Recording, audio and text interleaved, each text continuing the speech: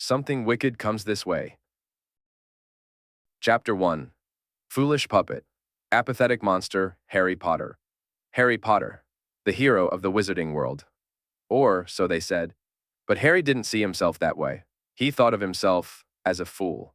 A puppet caught in the crossfire of a war between two powerful old men who saw themselves as saviors but used others like pawns on a chessboard. Their goals were different, but their methods were the same. It had been 20 years since the Battle of Hogwarts. 20 years since Harry defeated Voldemort. 20 years since he became the so-called Master of Death. And yet, Harry had never felt more dead inside. As the years passed, so did his sense of self. His emotions, his will, his care for the world. He often wondered what his younger self would think if he saw the man he'd become. That bright-eyed boy would be horrified. But Harry no longer cared. He hadn't cared in a long time. He was tired. Tired of fighting. Tired of the lies. Tired of uncovering ugly truths in the shadows left behind by the dead. He had accepted long ago that he had never truly belonged to himself. At first, the realization enraged him. His fury burned like fiend fire. But eventually, it burned him out too, leaving him a hollow shell. He had hated everything. Voldemort, Dumbledore, the wizarding world, even Muggles. But that hatred faded over time, replaced by apathy. He had cried when he found his parents' will, hidden away by Dumbledore. It had stated, clearly and painfully, that Harry should never have been left with the Dursleys. He had raged when he learned how little he knew about the wizarding world, about the seats he held in the Wizengamot, about the legacies of the Potter and Black families that were rightfully his, about the power and responsibilities he'd been kept from. He felt nothing but emptiness when he discovered that the so-called light wasn't as pure as he had believed, how it had banned half of all magic out of fear and prejudice, how it had tried to erase wizarding culture to accommodate Muggle-borns, and how Voldemort had used that injustice to build his following in the first place. Then the war with the Muggles came. The very people they'd once protected had turned on them. Terrified of what they didn't understand, they tried to wipe magic from the world. The statute of secrecy crumbled, and war followed. 2 years after the Battle of Hogwarts, the wizarding world had to flee. The Muggles ruled the globe. The Unspeakables banded together and created a pocket dimension, hidden, protected, and only accessible by magical blood. That's how they survived. But more than half of the magical population was already gone. And, as always, the world looked to Harry to lead. But he was only 18, a boy who had just killed the man who destroyed his life. A boy who had never had time to mourn before being thrown into another war. And this time, it broke him. Harry first discovered what it meant to be the Master of Death when a bullet tore through his skull. An hour later, he woke up, whole. Again and again, he died. Again and again, he returned. Each time, it felt like a piece of him was left behind. Dumbledore had been wrong. Death wasn't an adventure, not for Harry. Both Dumbledore and Voldemort had been wrong. Dumbledore wanted peace, a world of understanding. But he was naive, willfully blind to the dangers Muggles posed. He'd forgotten the lesson of Ariana, who became an Obscurial and died because of the trauma. Burdened by guilt, Dumbledore ignored Muggle faults, trying to atone for his past mistakes. Voldemort was different. His motives were selfish, cruel. But he wasn't blind. He'd lived through World War II.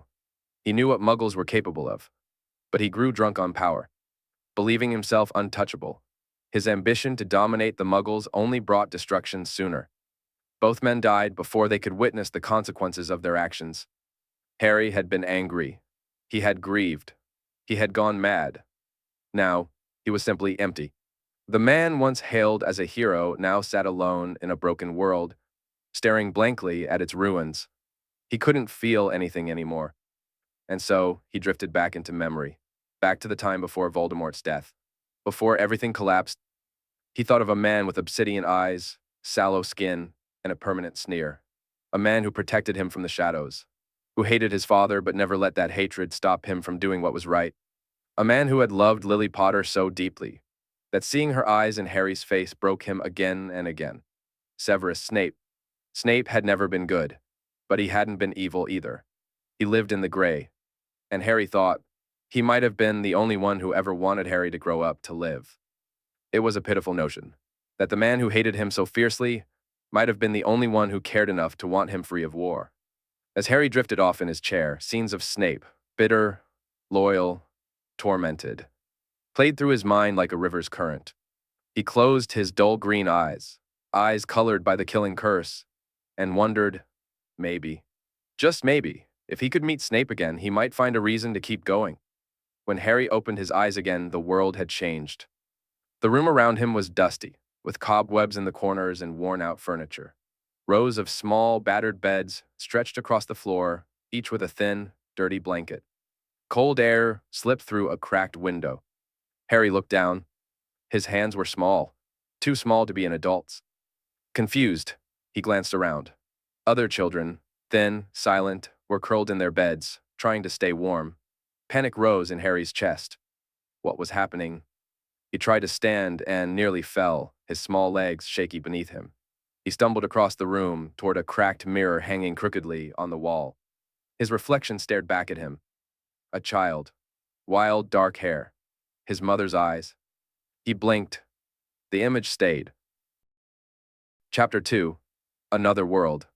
It took some time, but eventually, Harry understood and accepted what had happened to him. He hadn't just traveled back in time, he had crossed into an entirely different reality. In this world, he hadn't been left with the Dursleys. Instead, he'd been abandoned on the doorstep of an orphanage one cold autumn night. There was no letter, no explanation. The matron who found him named him Alan. Using legilimency on the matron and the caretakers, Harry learned he had arrived as a 1-year-old in the middle of November. He was a child again, yet his magic remained intact. Powerful, tainted, and unchanged. He wasn't sure if that was a blessing or a curse.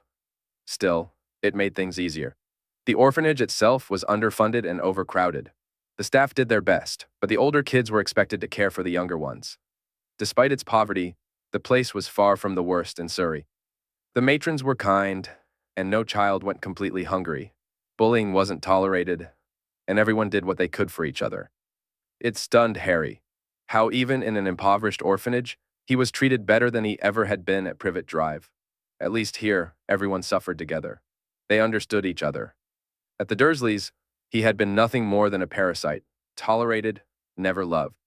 What Harry cherished most was the absence of the scar, that cursed lightning bolt that had marked him for life, the scar that made him the boy who lived, the chosen one, the living Horcrux. Here, there was no scar, no prophecy, no burden.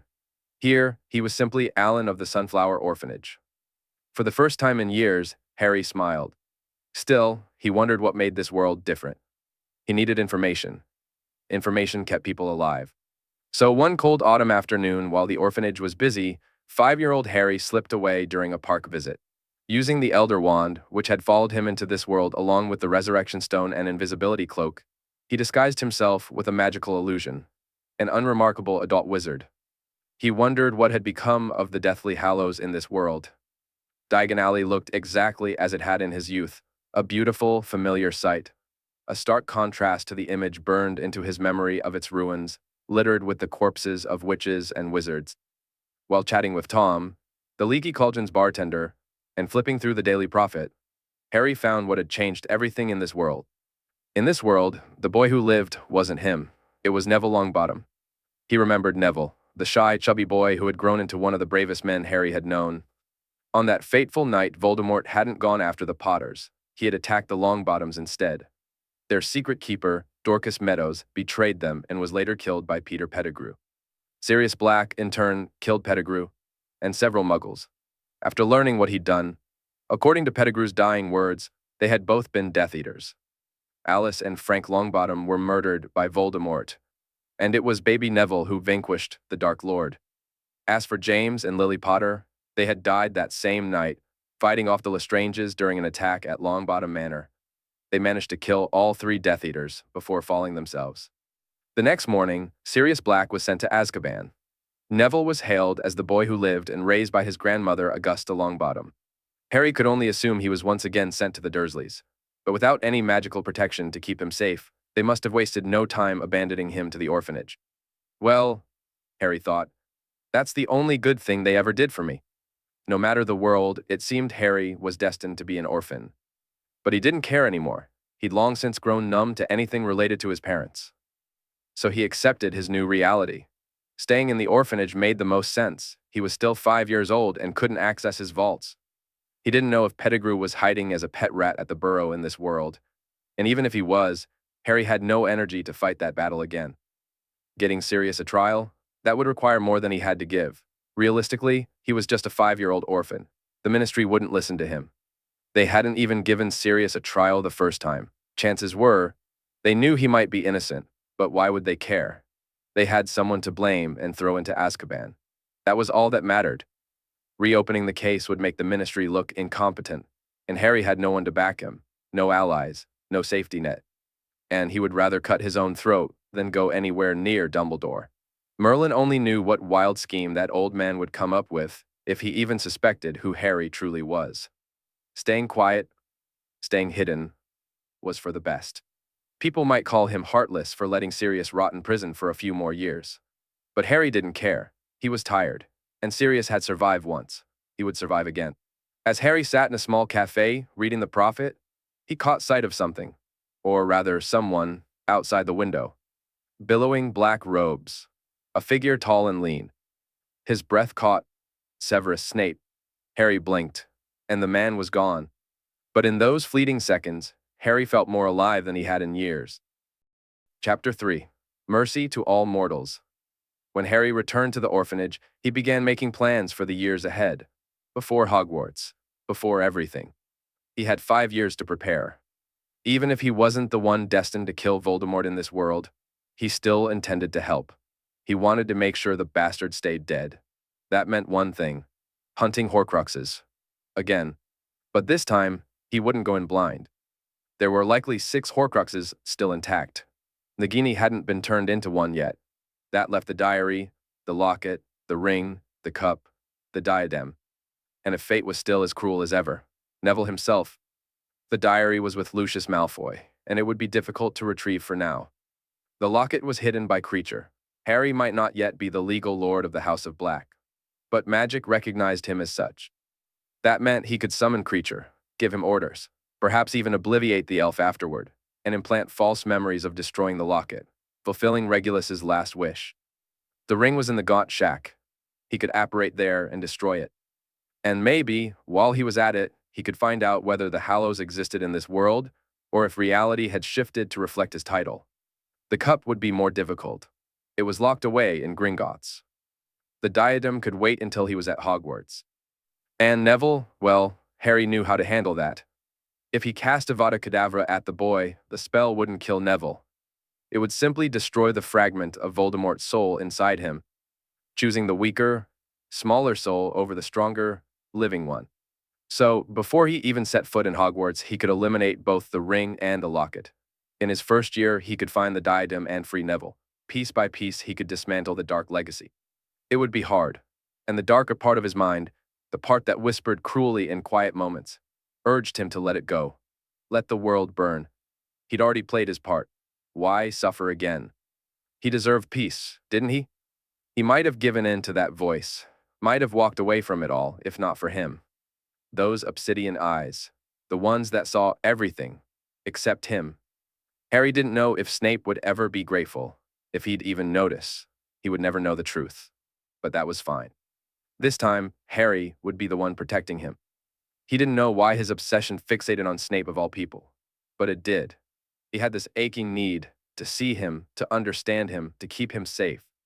Harry didn't care about the rest of the world. He wanted one thing, for Severus Snape to see him.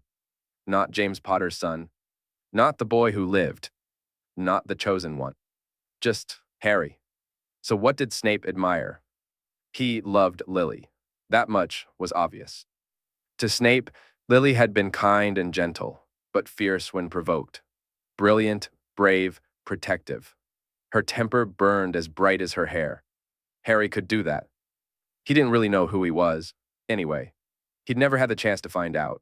His whole life, he'd been what others needed him to be, never just Harry. There was no real Harry anymore, just a void, obsessed, apathetic, overflowing with magic too powerful to control, a mind too fractured to repair.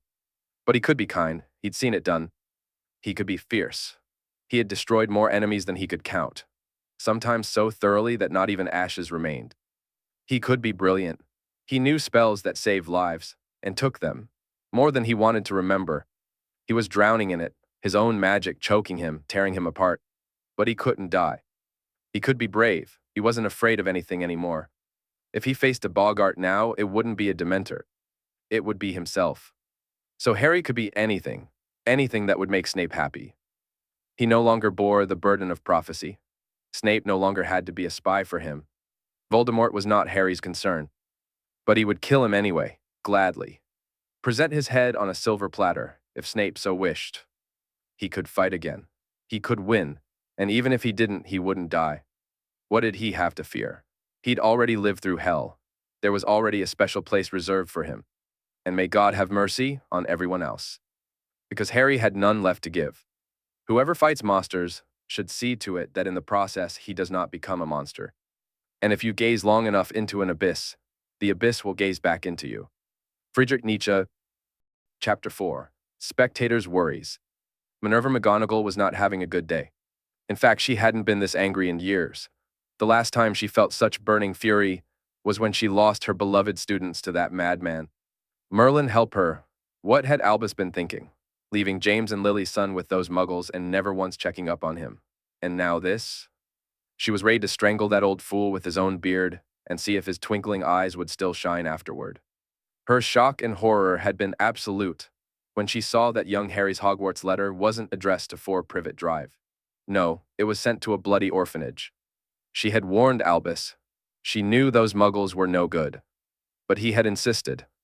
Family deserves second chances, he said. Blood mattered, he said. But blood wasn't everything. Just look at poor Severus. Her heart still ached when she thought of the 2 orphaned children left behind by the war. After Voldemort was defeated by baby Neville, the boy had been swept away by his grandmother. Augusta Longbottom, half mad with grief and rage. Minerva remembered Augusta well. They'd been friendly rivals during their school years. It was heartbreaking to see how the loss of her only son and daughter-in-law had broken the woman. Of course, Albus had tried to intervene. He spoke of prophecies and of Voldemort's inevitable return, but Augusta wanted nothing to do with it. She sealed their new home under a Fidelius charm, and no one had seen Neville since. Not since he was pulled from the ruins of his home as a 1-year-old. And then there was Harry. Left without parents in a single night. James and Lily had fought 3 Death Eaters more experienced, more deadly, and somehow managed to take all of them down at the cost of their lives. If the Lestranges had a grave, Minerva would visit it weekly, just to spit on it. Who could have raised Harry? Sirius was the obvious choice, but everyone believed he'd turned traitor. She never had. Not for a moment. Sirius loved his friends too much. Same with Dorcas Meadows. She was more inclined to think Pettigrew lied in his final words, but no one listened to her. The Ministry, corrupt as ever, had been, even before you-know-who turned it into his playground. Remus couldn't help. Poor man could barely hold a job thanks to his lycanthropy. There was no way the Ministry would let a werewolf raise a child. Alice, Harry's godmother, had died too. That left Augusta Longbottom or Lily's muggle relatives. Augusta was already consumed with grief and busy raising the boy who lived. She couldn't take another child. So Harry was tossed to the Dursleys. And now, after all those years, she had to live with the fact that they'd thrown him away, cast him aside like garbage. Albus had insisted, time and again, that the boy was fine, that he was loved. Minerva wanted nothing more than to see Severus tear Albus to pieces with words alone. And she would make sure that was all it came to, because if Severus got physical, he might end up in Azkaban. She would not let that happen. Sunflower Orphanage, 5 years ago, had been one of the poorest in Surrey. But by some miracle and mysterious donors, it had become one of the best. The children were healthy, well-fed. The staff, for the first time in years, looked relaxed. And sitting in the playroom, surrounded by younger children, was one of the orphanage's most beloved residents. Alan.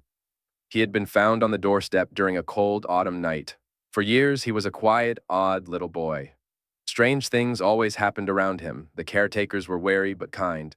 After all, he had only been a baby. Then, on his 5th birthday, something changed. Alan became cheerful, lively.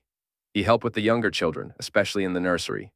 He was kind, patient, and protective, brave enough to stand up to bullies at the park. When they began tutoring him, the staff quickly realized he was brilliant, sharp-minded, a natural student. He was perfect. Any parent would have adopted him in an instant, but Alan refused. After the second meeting, every prospective parent mysteriously lost interest. There were no arguments, no resistance. They simply moved on. The matron, Miss Jane, had been confused at first, but eventually, she accepted it. It felt natural somehow. No one tried anymore. And Alan stayed. Now, nearly 11, he sat in the middle of the playroom, a book in his lap, surrounded by children. His voice was soft and clear as he read aloud. Little Annie was curled against his right side. Johnny, 6 years old, leaned on his left. Both stared wide-eyed at the pictures as Alan read. The rest of the children lay scattered across the carpet, calm and content, listening to his voice. And the prince slipped the glass slipper onto the maiden's foot. The room gasped. It fit perfectly. At last they had found the prince's bride. Soon, a wedding was held, and Cinderella lived happily ever after. Alan smiled. Emerald eyes gleamed in the sunlight pouring through the window. Harry Potter had put on his mask. His role was set. The curtain had risen. Let the show begin. Chapter 5. Promise Untold. 5 years had passed, and 2 Horcruxes were already gone. Harry destroyed the ring with fiend fire 6 months after arriving in this reality. The locket followed when he was 9, burned to ash while creatures' memories were carefully modified. Now, with his birthday approaching, Harry waited for the Hogwarts letter. He knew it was coming soon. He found himself wondering how it would arrive. An owl seemed unlikely, given that he lived in the Muggle world. Probably through the post. He would be registered as a Muggle born in this life. And since he wasn't the boy who lived, Dumbledore wouldn't go to any special lengths to control him. Hagrid wouldn't be sent. He remembered a drunken conversation with Professor McGonagall, held a year after the war. Harry had asked why no one had ever checked on him when his first letter was addressed to the cupboard under the stairs. She had been horrified, furious. She told him the letters weren't handwritten. They were generated by a special magical quill. She hadn't known what his living conditions had been like, and she felt guilty. It had been her job, after all. But between her roles as deputy headmistress, head of Gryffindor House, and Transfiguration Professor, she hadn't been able to keep up with everything. Harry had nodded at the time, understanding. But deep down, he knew that even if she had tried, Dumbledore would have stepped in. Still, this time was different. Minerva might discover where he lived, and come herself. Maybe she'd be the one to introduce him to the magical world and take him shopping in Diagon Alley. Alan, let's play. Play, play. Harry's thoughts were interrupted by 2 young voices calling out. He looked up from his book to see Dorothy, 9 years old, followed by 5-year-old Danny. Both held out toys, grinning eagerly. Harry chuckled, closed the book, and leapt out of bed. He might be playing the part of the kind, responsible older child, but the truth was, he really did like children. They were innocent, genuine, still untainted by the darkness of the world. Once upon a time, Harry had dreamed of having a family of his own, full of children to love and spoil. That version of Harry was long dead. But his fondness for children remained. The adults trusted him, and the little ones adored him. Older kids had once been jealous, until they learned not to cross him. He had a fiery streak when it came to bullies. He played with the children, looked after them. The staff considered him mature for his age. They trusted him to handle himself and others, within reason, of course. To them, he was still only 10.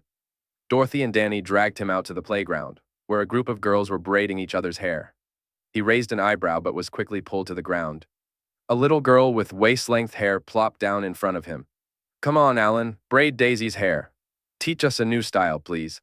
Yeah, come on. Please. Me next. They all shouted at once. Harry sighed with amusement, took the offered brush, and began explaining how to do a fishtail braid. Meanwhile, far away in Hogwarts, Severus Snape was seething. It was a strange feeling, one he hadn't experienced in years. Most of his days were spent in numb depression, bitter annoyance, and quiet dread. He mourned Lily. He endured the students. And he waited for the inevitable return of the Dark Lord. Severus didn't want to play the game anymore. Let Voldemort and Dumbledore destroy each other. He wanted no part in it. And yet here he was, standing in Dumbledore's office, wand raised, magic crackling uncontrollably. Albus, you bloody lying bastard. Well now, Severus, I assure you my parents were married. Oh, shut up. Magic flared dangerously as Severus hissed, wand trembling with rage. Sparks danced at its tip. You promised me Lily's child was safe, that he was loved, and now you tell me he's in an orphanage? A Merlin, forsaken orphanage? Albus looked away, guilt dimming the ever-present twinkle in his eyes. It was Minerva who had revealed the truth to Severus, who forced the headmaster to admit his failure. Severus could still remember the baby, that small, bright-eyed child with James Potter's hair and Lily's eyes reaching out to him, smiling. That little boy was supposed to be his godson. If it weren't for James and Sirius insisting otherwise, Severus would have been there. Instead, he stayed away, for the child's safety. He believed Harry was being raised by family, by Garland Evans, Lily's kind cousin, a man who had once taken a skittish Severus into his home after Eileen died, and Tobias fell deeper into drink. But Garland had died of a heart attack after learning of Lily's death, and Harry had been sent to Petunia. Petunia, that horse-faced harpy who always resented Lily, who had never hidden her hatred. Albus hadn't known. Severus wanted to strangle him for that. He had sacrificed so much, stayed hidden, stayed quiet, denied himself the right to see the child, because he believed Harry was safe and loved. And it was all lies. The only reason Severus hadn't hexed Albus into next week was because he knew Harry still needed him, and because Minerva stood nearby, silently approving of his rage, but ready to step in if necessary. Albus Dumbledore, for all his wisdom, was reckless. Behind the kind smile and colorful robes lived a ruthless strategist, the same man who had defeated Grindelwald. At least he had the decency to look ashamed. He'd believed in second chances. That was why he hadn't followed up on Harry's care. And Severus hated him for it. He stayed at Hogwarts for 3 reasons. First, because Dumbledore kept him out of Azkaban. Even as a true spy, the Ministry wouldn't have spared him. Second, for protection. Death Eaters wanted him dead. And those on the light didn't trust him either. They wouldn't kill him, not directly. But he wouldn't want to be left alone with any of them. Third, for Harry. He was relieved, at least, that Harry hadn't been the prophecy's chosen child. Severus wouldn't have survived the pressure, the war, the spying, the manipulation. But Harry, Lily's son, was still an orphan, still vulnerable. He had no family, no protection, no one to stand for him. And it was all Severus's fault. He had told the prophecy. Back then, he hadn't known Lily or Alice were even pregnant. If he had, he would have taken the secret to his grave. Instead, the Dark Lord targeted the Longbottoms, drove the Potters into battle. 3 Death Eaters waited for them, prepared, reinforced. James and Lily died, but they took the Lestranges with them. Minerva insisted it wasn't his fault, but Severus knew better. He had killed Lily, and now her son had suffered for it. But he would fix it, no matter what it cost him. Damn the war. Damn his position. He would take Harry in, raise him. Lily's boy would know love, even if it killed him. Chapter 6. Let us meet again in this crumbling world. Harry sat on the floor, surrounded by a circle of children who clung to every word of his storytelling. Today's tale was another Disney classic, and the room buzzed with delight as he read. Then the matron entered, her face tight with unease. Her eyes scanned the room, landing on him. A single glance, and Harry slipped into her thoughts with a whisper of legitimacy. An intimidating man in dark clothing had arrived, asking for a 10-year-old boy with messy hair, green eyes, and the name Harry Potter. So, it was time. He met Miss Jane's gaze and gently wrapped his magic around her, calming her nerves. She relaxed visibly, then turned and stepped out to face the man again. Harry stayed with the children, continuing the story. Curiosity simmered beneath the surface. Who had they sent? Clearly, the visitor had used magic to disguise himself, likely to avoid alarming the Muggles. That alone was suspicious. He'd hoped it would be McGonagall, but beggars couldn't be choosers. The door creaked open just as Harry described Snow White running through the forest. Miss Jane returned, accompanied by caretaker Anne and a man cloaked in shadows. When Harry looked up, he met a pair of obsidian eyes, and 2 things struck him at once. First, shock, sharp and sudden. The last time he'd been caught off guard like that was the day he arrived in this new reality. Second, something far more intense, a feeling he didn't quite have a name for, like he had taken his first breath after suffocating, like waking up from a dream he didn't know he was trapped in. Snape's presence snapped the world into focus, like plunging into the icy ocean after floating too long in clouds. Harry felt alive. He stared too long, clearly, because the matron cleared her throat. Children, would you please leave the room for now? Alan, please stay behind. The children started to rise obediently, until they heard his name. They froze. Their wide eyes flicked between Harry, the matron, and the strange man in black. Fear stirred. They were worried that something might happen to the person they loved most. It was touching, heartbreaking even. That kind of affection only bloomed among children who had suffered. Harry smiled to himself, then stood, helping the younger ones to their feet. Listen to Miss Jane, kids. I'll be back soon to finish the story. Be good, all right? Reluctantly, the children shuffled out, each casting one last glance back at him, and followed them out, probably to make sure they didn't try anything foolish. Harry turned back to face the adults. Alan, this is. Harry. Snape cut in sharply. His name is Harry James Potter. His voice was stern, eyes blazing. And behind the steel, Harry caught a glimpse of something else. Sadness. That confused him. Fury, he understood. Bitterness and guilt. Those had always been part of Snape's soul. But sadness? Why? Did Snape feel guilty for his part in leaving Harry orphaned? Possibly. Did he now realize that Harry hadn't been some spoiled brat, pampered in a perfect home? Likely. But Harry's instincts whispered that there was more, and his instincts had never failed him, not since he first crossed into the domain of the dead. Miss Jane looked irritated at being interrupted but said nothing. Like most, she was intimidated by Snape. Once, Harry had been too. But now, he looked at Severus Snape and saw a man carved into the fabric of his memories. That pale face, the dark, soul-deep eyes, the sharp features. This was the man who had haunted his dreams, his regrets, his longing. Snape was intimidating, yes, but Harry had faced worse. He had stood before Voldemort, fought a basilisk, survived armies of muggles bent on magical genocide. He had faced his own reflection and seen the murderer of millions staring back with dead, empty eyes.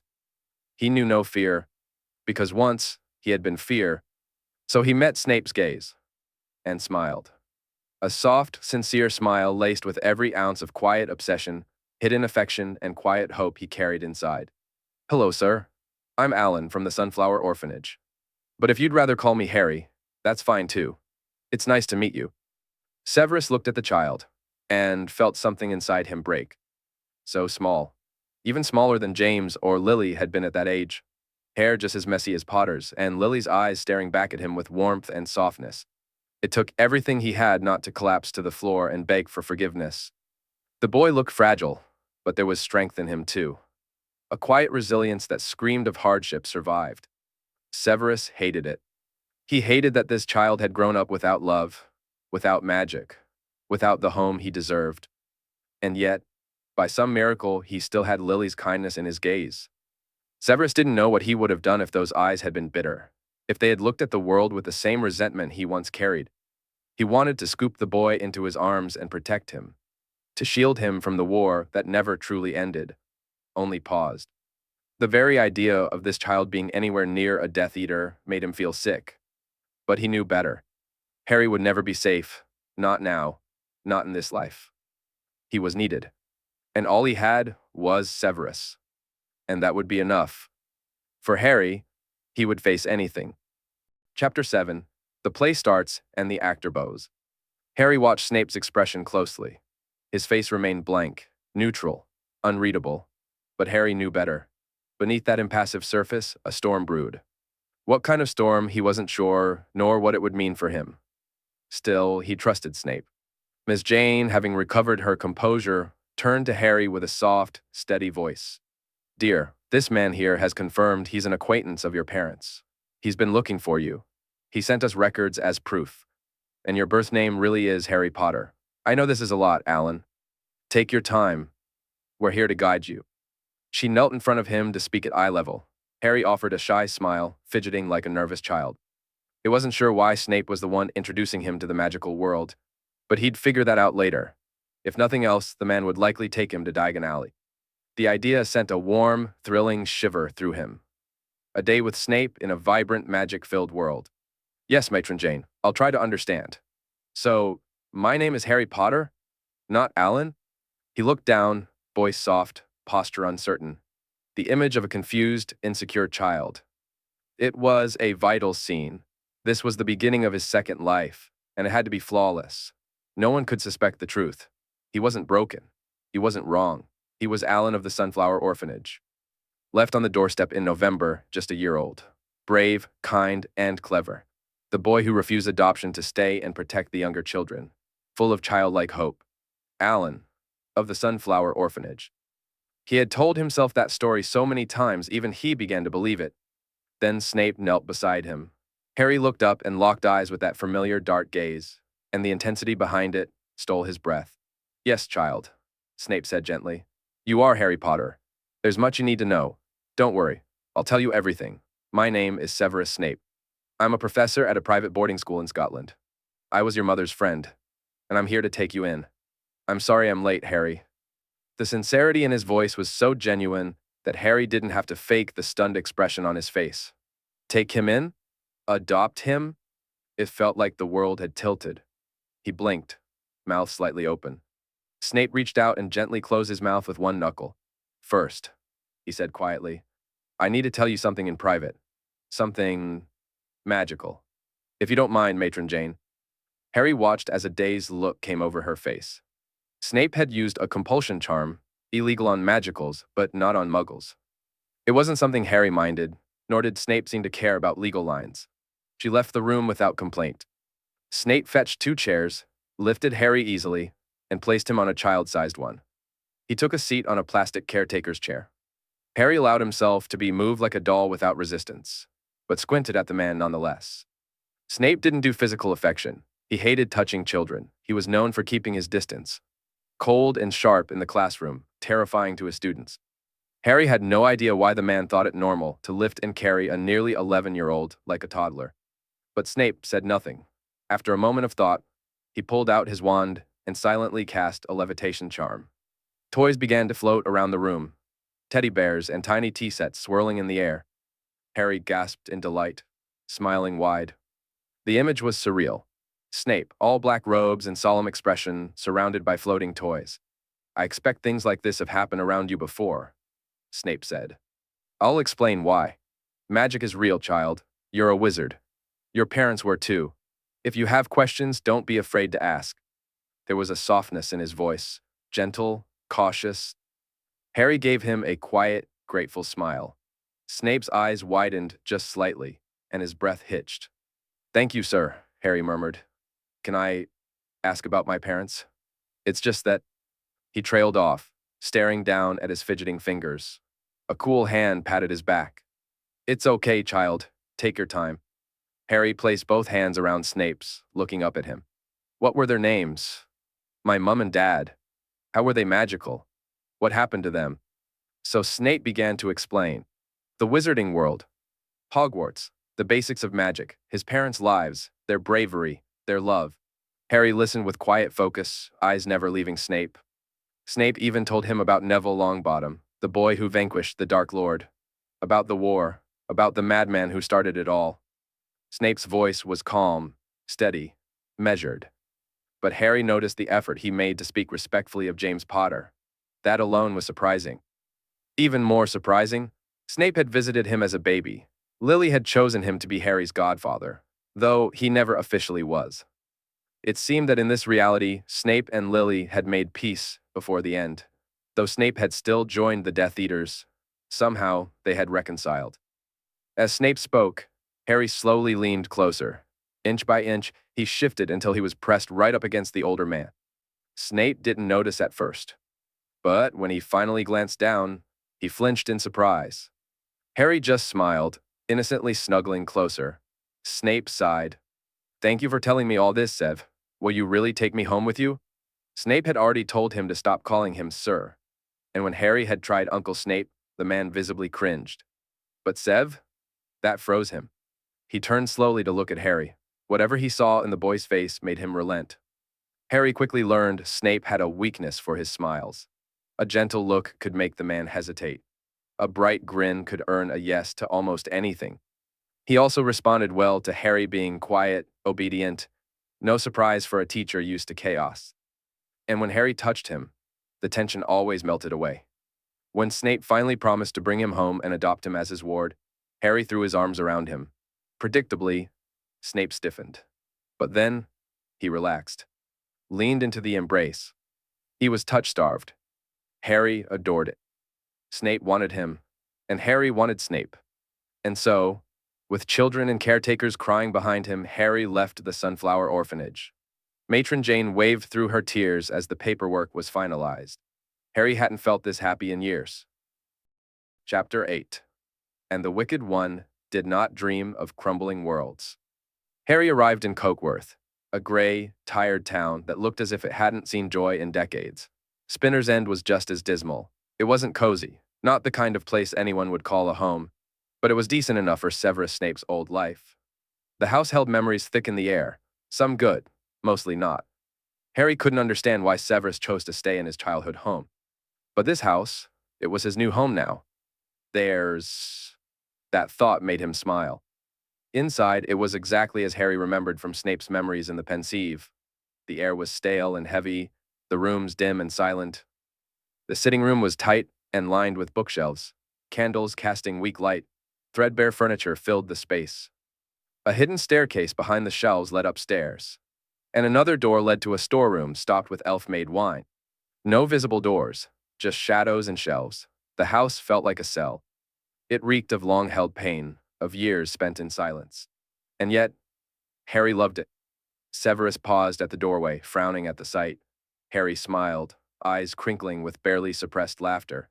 The older man looked like he'd just remembered something unpleasant, probably how utterly unfit this place was for a child. But Harry didn't care. He would have followed Severus to Azkaban. "Sev, this is a nice place. Thank you for bringing me into your home." The words came out soft but sincere. Harry saw the wand twitch in Severus's hand, no doubt ready to try and fix the neglected interior. But Harry's voice made him pause. There was something about the way Severus responded to him, something more than obligation. It wasn't just that Harry was Lily's son. No, Severus seemed drawn to Harry himself, as if pulled by a thread too subtle to see. Harry knew why. His magic had changed long ago, growing darker, deeper, stronger, especially after Voldemort. The so-called power the Dark Lord knew not hadn't been love. It had been him. His magic bloomed with every battle, every death. To enemies, it felt like death itself had come to collect. To allies, it was a storm that protected and destroyed. And now, it wrapped around Severus like a promise. It wasn't dark magic. It wasn't light either. It was Harry. And that's what Severus was drawn to. Because Wixens, magical people, were naturally pulled toward magic that offered protection. His presence whispered safety, shelter, and power. A primal comfort. As expected, Severus sheathed his wand and led him inside. He showed Harry the different rooms, what was allowed and what wasn't. Harry nodded along obediently, polite, attentive. That seemed to please Severus. Until they reached the final topic. "You'll sleep in the guest room on the first floor," Severus said. "My room is upstairs." Harry paused.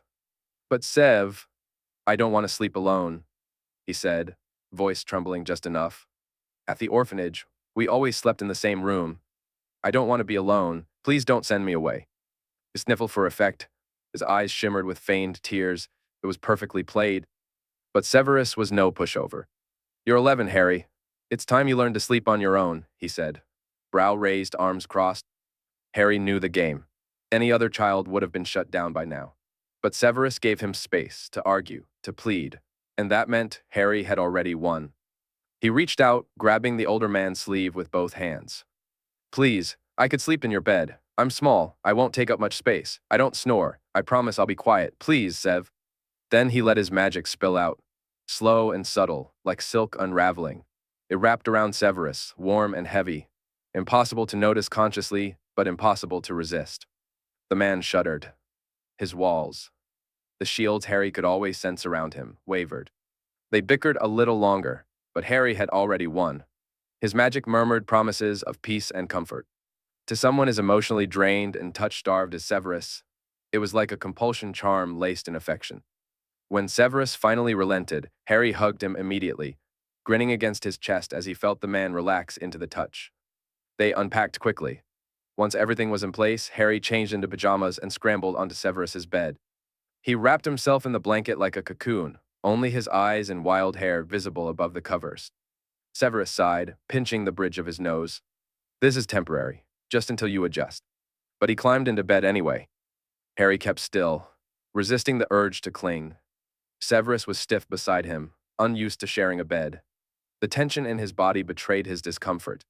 Oddly, Harry liked that. He didn't know why it pleased him, only that it did. Eventually, Severus drifted off. Harry's magic helped, tugging him gently into sleep. Once he was sure, Harry leaned in and kissed his forehead. Then he curled close, shut his eyes, and followed him into dreams. That night, he didn't see blood. He didn't hear screaming. He didn't feel guilt clawing at his chest. He dreamed of potions, dungeons, obsidian eyes, and peace. Chapter 9, The Damned One's Rendition. The old clock on the wall ticked softly in the silence. Its sound, the only companion Severus Snape had, as he sat on a rickety chair beside his bed. In moments like these, quiet, heavy with thought, he would usually reach for a bottle of fire whiskey and try to drown the past. But not tonight. Not with the child sleeping peacefully nearby. A mop of dark hair spilled across pale skin, tangled like a bird's nest. Long lashes hid the color of emeralds that had pierced Severus to his core. The boy was curled beneath the blanket, wearing the faintest smile. So serene, so utterly unguarded. Severus stared at him too long. When he finally blinked, the warmth in his chest turned cold and he cursed himself. He didn't do soft. He couldn't. Soft meant death. As a spy for the Dark Lord, Severus had learned that any vulnerability could be sniffed out like blood in the water. Any weakness meant pain, or worse. He had built walls inside himself, forged masks from steel. He had survived because of them. And yet, this child, he wanted to run straight to the storeroom, grab the fire whiskey he won off Minerva in a game of chess, and drink himself into a stupor, because he'd gotten attached. To Harry, Lily's boy, but also his boy now. Sweet Harry with his quiet smiles and endless hugs, always clinging to him like a crup pup, always looking at him with those eyes. Eyes full of trust, affection, something terrifyingly close to love. And Severus couldn't stand it, couldn't bear the way those eyes made him feel. Every time they landed on him, his occlumency shields cracked. He felt exposed, raw, seen. He didn't deserve those eyes, not after everything. He was a Death Eater, no matter his excuses. His hands were stained with blood. He had done unforgivable things. He was one of the reasons Harry was orphaned in the first place. But still, Severus craved it. The affection, the warmth, the way Harry gave love so freely, without condition, without fear. It was intoxicating. Pathetic. He had no right to keep the boy. He knew it. Severus had planned to rescue him from the orphanage and find a good family. Someone kind, stable. Maybe the Diggorys or the Abbotts. Maybe even the Weasleys, if they had room for one more. But the moment Harry had looked at him, truly looked at him, with soft eyes and a gentle smile, the plan shattered. When small hands gripped his coat and that golden magic wrapped around him like silk chains, Severus was lost. Obsessed. He needed Harry like a drowning man needed air. Like plants needed the sun, and he hated himself for it. He had never felt safe. Not as a boy under a drunkard's fists, not at Hogwarts surrounded by the marauders' jeers, not as a young man kneeling before a madman, not even now, years after the war. But with Harry he felt peace. The boy's magic clung to him like sunlight, warm, soothing. It lulled him into a daze, free from war, blood, guilt. Just a child pressed to his side, soft and trusting. It terrified him, and he never wanted it to end. He looked down again at the sleeping boy. The ticking of the clock echoed like a heartbeat in the quiet. Severus leaned forward and brushed a strand of hair from Harry's face. Then, as gently as he could, he pressed a kiss to the child's forehead. Harry was his. His treasure, his salvation, his undoing. And he would let no one take him away. Not Dumbledore, not Voldemort, not even the gods themselves. Carefully, he lifted the blanket and climbed into bed beside him. He drew the boy into his arms, tucking him close. Harry stirred slightly but didn't wake. Severus let out a breath, a soft, fond sigh, and held him tighter. The boy had only been with him for a week, a single week. And already, Severus had never been happier. His nightmares had quieted, His guilt dulled. He could sleep again. So he did. He closed his eyes and dreamed of nothing but warmth, the weight of a child in his arms, and a future not yet stolen. And somewhere, beyond the veil of thought and time, something ancient stirred. A cursed soul, twisted and watching, gazed fondly upon the sleeping child. The world may have cast you aside, it whispered, branded you a sacrifice, but I am here. And if the world dares try again, then I will burn it down until even its ashes are dust. Magic had seen the world and despaired. Monsters ruled. The innocent wept. So to kill monsters, a greater one had to rise. Eyes of Avada Kedavra, Death's master. A monster in a child's skin. May your keeper be strong enough to hold you back, or the world will fall. Chapter 10. Diagon Alley. Once again, light, nearly soundless footsteps padded down the stairs, followed by smaller ones with a cheerful rhythm. Harry trailed behind Severus as they made their way to breakfast, answering the call of the house elf Missy, who had gently knocked on their bedroom door that morning. The scent of crispy bacon and warm eggs drifted through the air, and Harry's stomach rumbled in delight. On the modest wooden table, most of the meal had been laid out near Harry's seat. Toast, eggs, fruit, sausage, while Severus's plate held only a single slice of toast and a steaming cup of tea. It was just one of many things Harry had learned about the man in the week they had lived together. Severus liked to read before bed. He often forgot to eat when absorbed in work.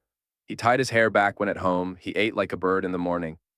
Harry treasured every little quirk, every detail, as if they were precious gems. Today was special. They were going to Diagon Alley to buy his Hogwarts supplies. All week, Harry had stayed home, learning more about the wizarding world, about its history, culture, Wixen customs, magic, and, of course, his parents. Severus had been patient and thorough, and Harry had absorbed it all like a sponge.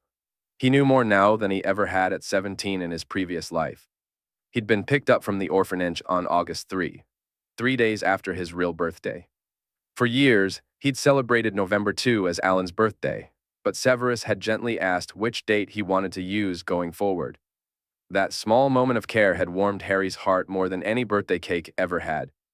So today, their trip to Diagon Alley wasn't just about school supplies. It was his birthday celebration. Harry didn't know what Severus had planned, but he felt giddy just imagining it. He also hoped, foolishly maybe, to find Hedwig again. His loyal companion. Severus wore his usual black robes, dignified and severe, while he had transfigured a set of comfortable clothes for Harry to wear. He'd promised to buy a full wardrobe at Madame Malkin's. "Hold on to me," Severus instructed, as they stepped into the foyer. Harry smiled brightly and grasped his guardian's sleeve. Severus leaned down, placed a kiss on his forehead, and Harry all but purred in delight. He wrapped his arms around the man's waist and pressed his cheek into the robes. Apparition came like a punch to the gut. The world warped, twisted, and slammed back into place. Harry staggered slightly as they arrived in a shadowed alley just off Diagon Alley proper. His stomach lurched. Severus gently rubbed his back, guiding him toward the sewer grate. Just in case. He'd warned Harry the day before that his first time apparating might make him sick. Harry willed the nausea away, and his magic responded, calming his nerves. After a few minutes and a soothing potion from Severus, he was steady again. They stepped into Diagon Alley. The cobblestone street was alive with movement and color. Shoppers bustled past colorful storefronts. Owls hooted overhead. A cart full of enchanted trinkets clattered by. Harry didn't need to fake his wonder. After seeing the alley reduced to rubble in his old life, its current liveliness felt like a miracle. "First, we're going to Gringotts," Severus said, the wizarding equivalent of a muggle bank.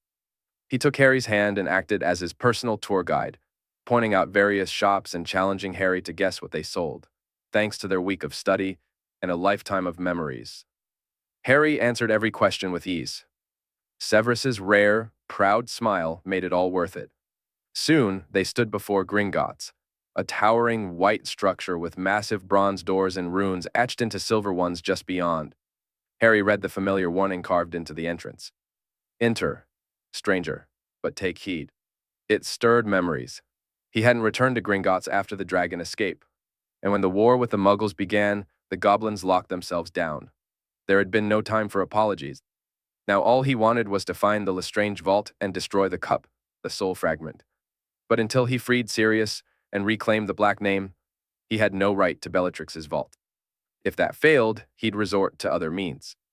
For now, he followed Severus quietly. The man used his vault key to withdraw enough galleons for school supplies. Harry noted that, while Severus might prefer to provide everything himself, practicality ruled him. He didn't argue when it made more sense to use Harry's money.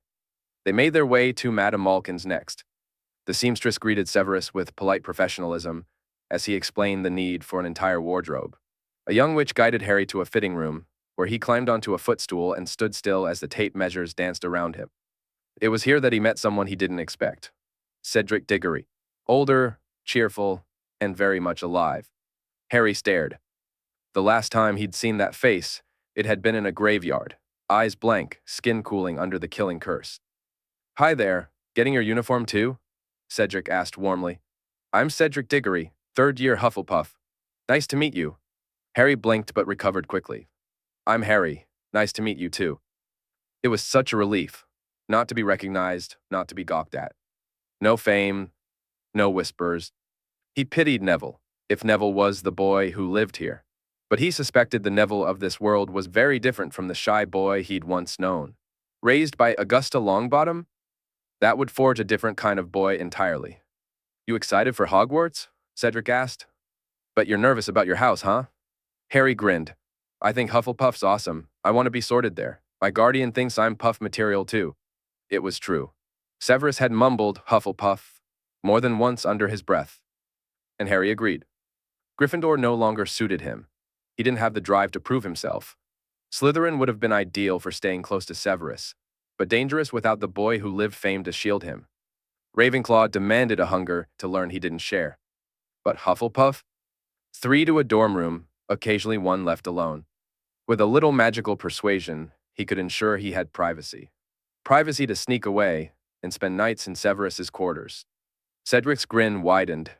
"That's great. I'll be looking for you in yellow then. Hey, who's your guardian?" Harry's smile turned sly. "Oh, he's right. Good morning, Mr. Diggory." Cedric nearly jumped out of his shoes. Sarah stood behind him, arms crossed, brow raised. Cedric spun, paling.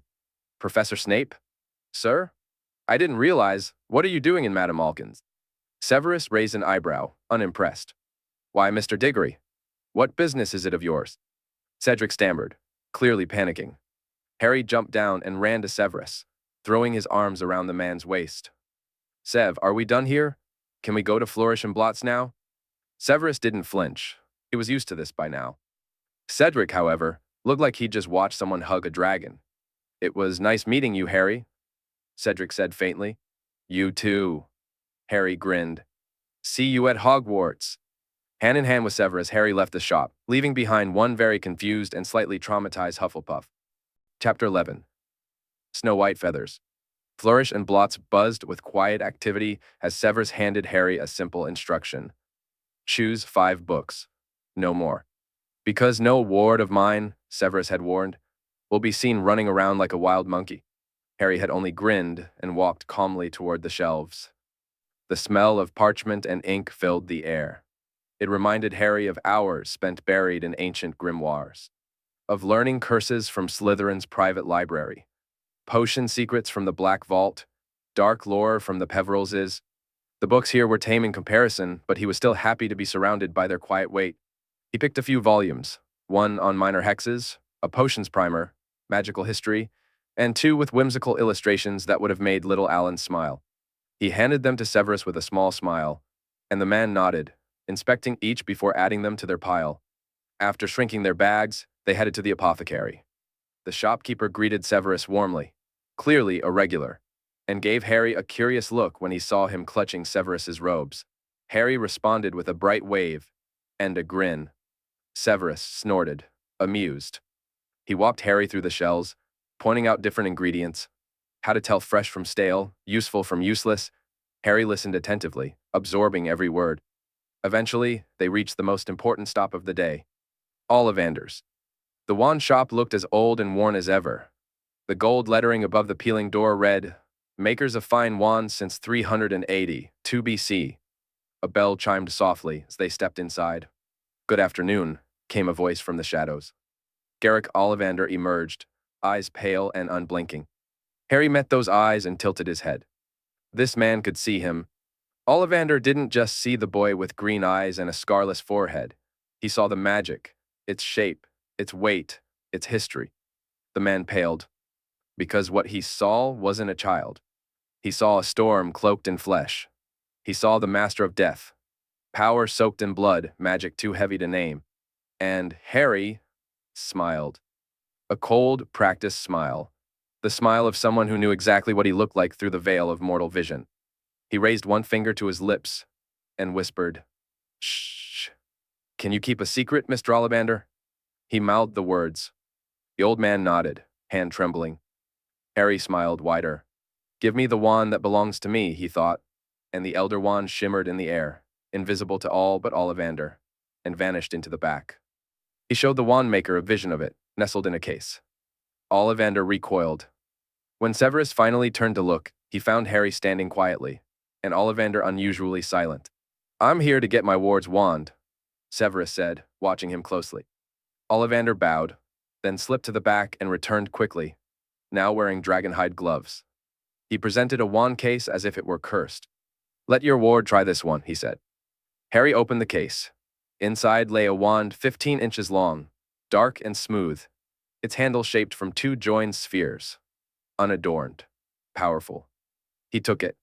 Sparks burst from the tip in golden arcs. "Good. That'll be 7 galleons," Ollivander said. Severus paid, his eyes narrowing slightly at the strange atmosphere. But he said nothing, as Ollivander vanished into the back again, clearly eager to be rid of them.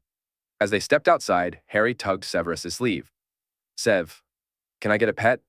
I promise I'll take care of them." Severus blinked, distracted from Ollivander's odd behavior. He placed a hand on Harry's cheek and nodded. "Yes, but nothing extravagant. Owls are useful. Cats are tolerable. Toads are completely useless." Harry beamed. They walked to Elop's Owl Emporium, and as Severus opened the door, a blur of white feathers shot past and collided with Harry's chest. In a flash, Severus's wand was drawn, ready to defend, but Harry laughed. He caught the bird and cradled her in his arms. "Hedwig," he whispered. She hooted softly, nuzzling into his chest. Severus blinked as if Harry were holding a baby dragon. "I want this one," Harry declared. Inside, the shop clerk, with scratches down his face and feathers still clinging to his clothes, gaped at the reunion. Severus stared. But Harry just held up Hedwig, smiling as though the world had handed him everything he ever needed. Chapter 12. Same of Mind. The showdown lasted 30 minutes. Harry's logic was sound, his eyes teary and wide. Severus lasted longer than most would have, but in the end, he lost. They bought the feral owl, as Severus grumbled. Hedwig tripped triumphantly from Harry's shoulder, nipped affectionately at his hair, then reluctantly flew into her brand-new cage at Severus's command. With every item on the school list checked off, Severus apparated them home. The moment they stepped through the door at Spinner's End, Harry dashed upstairs, humming happily. In their shared room, he opened the window to let Hedwig explore, then sorted his purchases into the trunk Severus had spelled with an extension charm. It all fit perfectly. Carefully, he placed the trunk in the corner and skipped back downstairs. He reached the kitchen and froze. "Happy late birthday, Harry," Severus said. "Now hurry up and wash your hands." The kitchen was glowing. Streamers hung from the ceiling, soft candlelight danced across the walls, and a 2-layer chocolate cake sat at the center of the table. There was even a feast. Missy the house elf had clearly outdone herself. Harry squealed. He ran into Severus's arms, hugging him as tightly as he could. Thank you so much, Sev. I love it. Thank you too, Missy. This is the best birthday ever." Severus gave one of his rare, almost smiles. He placed a hand on Harry's back. The boy only came up to his waist, and gently patted him in return. Later, Harry sat at the table and made a silent wish before blowing out the candle. The cake was rich and soft, better than anything he had ever tasted. Whether that was the ingredients or simply who had made it for him, he couldn't say. The night passed in laughter, with Missy singing and Severus offering rare smiles. It was perfect. By the time the moonlight fell across their room, Harry was in bed, snuggled close to Severus. The older man had fallen asleep, his face relaxed, softened. No scowl, no sneer. Peaceful. Harry reached up and brushed a strand of hair away from Severus's face. Wizards could go longer without sleep than muggles, but even Severus needed rest. And Harry, immortal as he was, didn't need sleep at all. On the rare nights he couldn't bring himself to rest, he simply watched over Severus instead. He cherished these quiet moments. Carefully, he moved closer. Severus, now used to Harry's presence in bed, instinctively pulled him in and wrapped an arm around his waist. Harry lifted his head, kissed the man's chin, then settled into the warmth again. Nights like this, Harry thought, were what he lived for now. A small, safe world. Just the two of them. Nothing else mattered.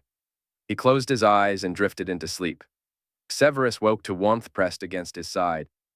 A familiar sensation now? He turned, expecting the sight, and was not disappointed. There was Harry, sleeping soundly, messy hair spilling across his face. Severus stared at him, heart tight. The boy's chest rose and fell in a slow rhythm, peaceful and steady.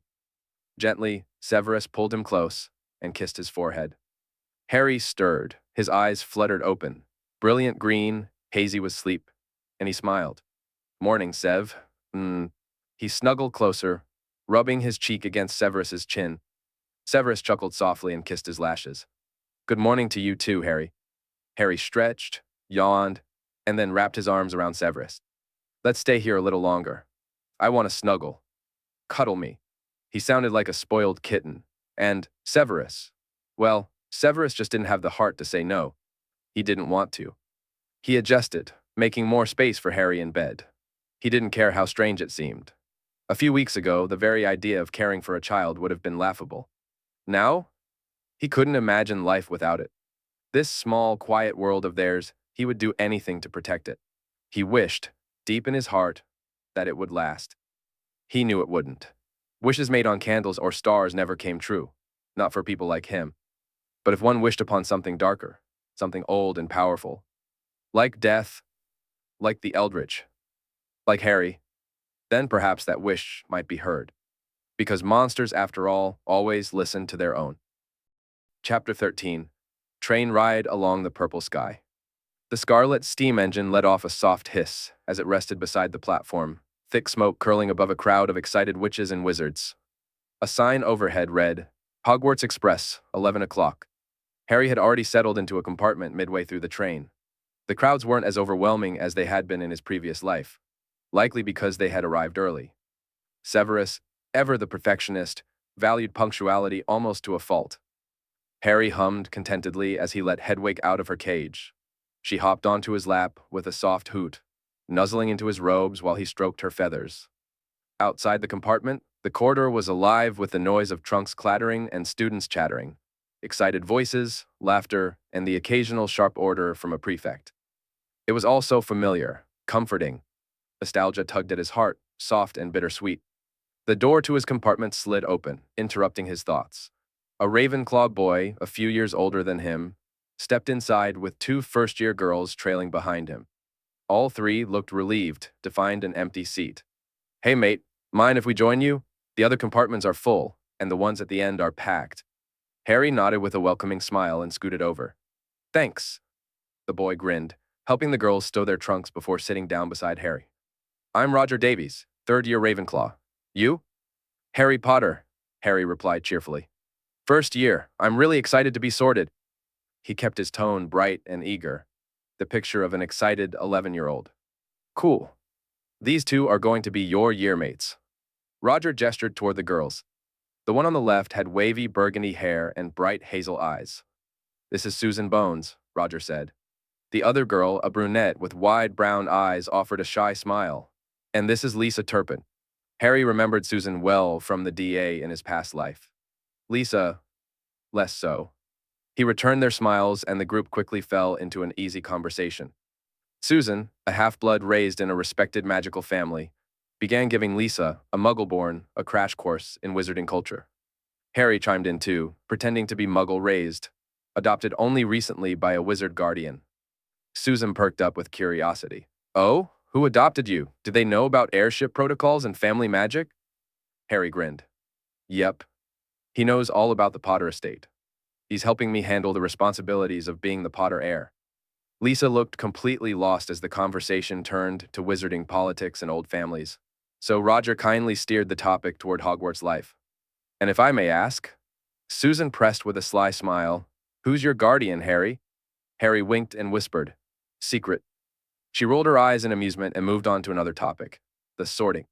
I want to be like my aunt and be sorted into Hufflepuff, Susan said proudly. She's amazing.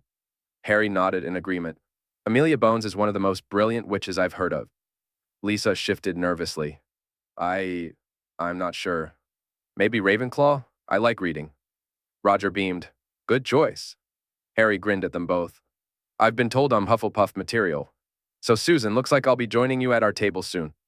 Susan laughed lightly, and the group slipped into more Hogwarts chatter. Time passed quickly, and soon the purple sky outside darkened into deep twilight. Forests and mountains raced by. A voice echoed through the train. We will be reaching Hogwarts in 5 minutes' time. Please leave your luggage on the train. It will be taken to the school separately. Harry, Roger, and Susan were already dressed in their uniforms. To give Lisa privacy to change, they stepped into the corridor. Soon, the train slowed to a crawl and stopped at a tiny, dark platform. Students pushed toward the doors. Then a familiar voice rang out, one that tugged at something long buried in Harry's soul. Fur's years over here. Harry turned. There he was. Hagrid. The half-giant stood tall, lantern raised, herding first years like oversized sheep. His voice was the same, deep, warm, familiar. In another life, Harry would have broken down. He would have cried, overwhelmed with relief, grief, joy. But not this Harry. He had buried those emotions long ago. Severus needed a child untouched by that past. This version of Harry didn't know Hagrid, didn't know what it was to ride with him to Hogwarts, to learn of his magic in a hut on a rock. This Harry had never seen Hagrid's bullet-riddled body on a battlefield. So he looked up at the towering man with innocent awe. You'll get your first sight of Hogwarts in a sec, Hagrid called over his shoulder. Just round this bend. They walked together, the line of first years snaking forward, and then the path opened, revealing the Black Lake. And there, high atop the cliff, stood the castle. Hogwarts. Its windows glittered in the starlight, its towers loomed tall and welcoming. The students gasped. Harry smiled faintly. He tasted blood on his tongue. Chapter 14. How do you sort a void? The towering doors of Hogwarts opened slowly, and there stood Professor McGonagall. She looked younger than Harry remembered. Her black hair still full, her emerald robes crisp, and her stern expression firmly in place. She stepped forward, gently taking over from Hagrid, and began explaining the basics of Hogwarts and the four houses. Harry only half listened. His focus was on the castle itself, on the sheer magic in its stone and windows and halls. Even after everything, even after the ashes of war and lifetimes of blood, Hogwarts pulsed with magic. She was still alive, still waiting, still welcoming. I shall return when we are ready for you, McGonagall said, then swept from the room. Chatter erupted the moment she was gone. Students around him buzzed with speculation about how the sorting worked. It was clear most of them didn't know. Darker, pure-blood families often told their heirs in advance, but most wizarding families like to keep it a surprise, a sort of tradition. Susan stood beside Harry, calm but excited. Lisa Turpin, meanwhile, had already wandered off, chatting with some Muggleborns she'd overheard earlier. Harry smiled faintly, fingers twitching. He let his magic hum through the Elder Wand for a moment, just enough to calm his nerves. Then, screaming. Several students shrieked behind him. Instantly, Harry's magic surged. His wand was out, glowing gold at the tip, and he was ready to throw up a wide-range shield that would have encased the entire chamber in a dome of protection. But he stopped himself, calmed, breathed. Because it wasn't danger, it was ghosts. About 20 of them, transparent and shimmering, streamed through the back wall. They bickered, laughed, and floated about, hardly glancing at the stunned first years. One of them, Fat Friar, drifted toward a small group and offered his blessing for those destined to Hufflepuff. The moment the ghosts arrived, Harry sealed his magical presence tight, folded it in, hid it, because ghosts could sense things most couldn't. And while they weren't afraid of much, what could hurt the dead, after all, there was one thing they were afraid of: the Master of Death. If any of them had gotten even the faintest sense of what he was, they'd have fled screaming. And Harry really didn't want to cause that kind of chaos tonight. When McGonagall returned, she lined the students up and guided them into the Great Hall. Gasps echoed all around. 1,000 candles floated in the air, illuminating the enchanted ceiling that mirrored the night sky outside. Stars shimmered above, casting soft light down onto the long house tables. Harry's eyes scanned the room. 4 tables, hundreds of students, and then his gaze moved to the raised staff table at the front. There he was, Severus. Their eyes met. Harry felt something crack inside his chest. Warmth, longing, obsession.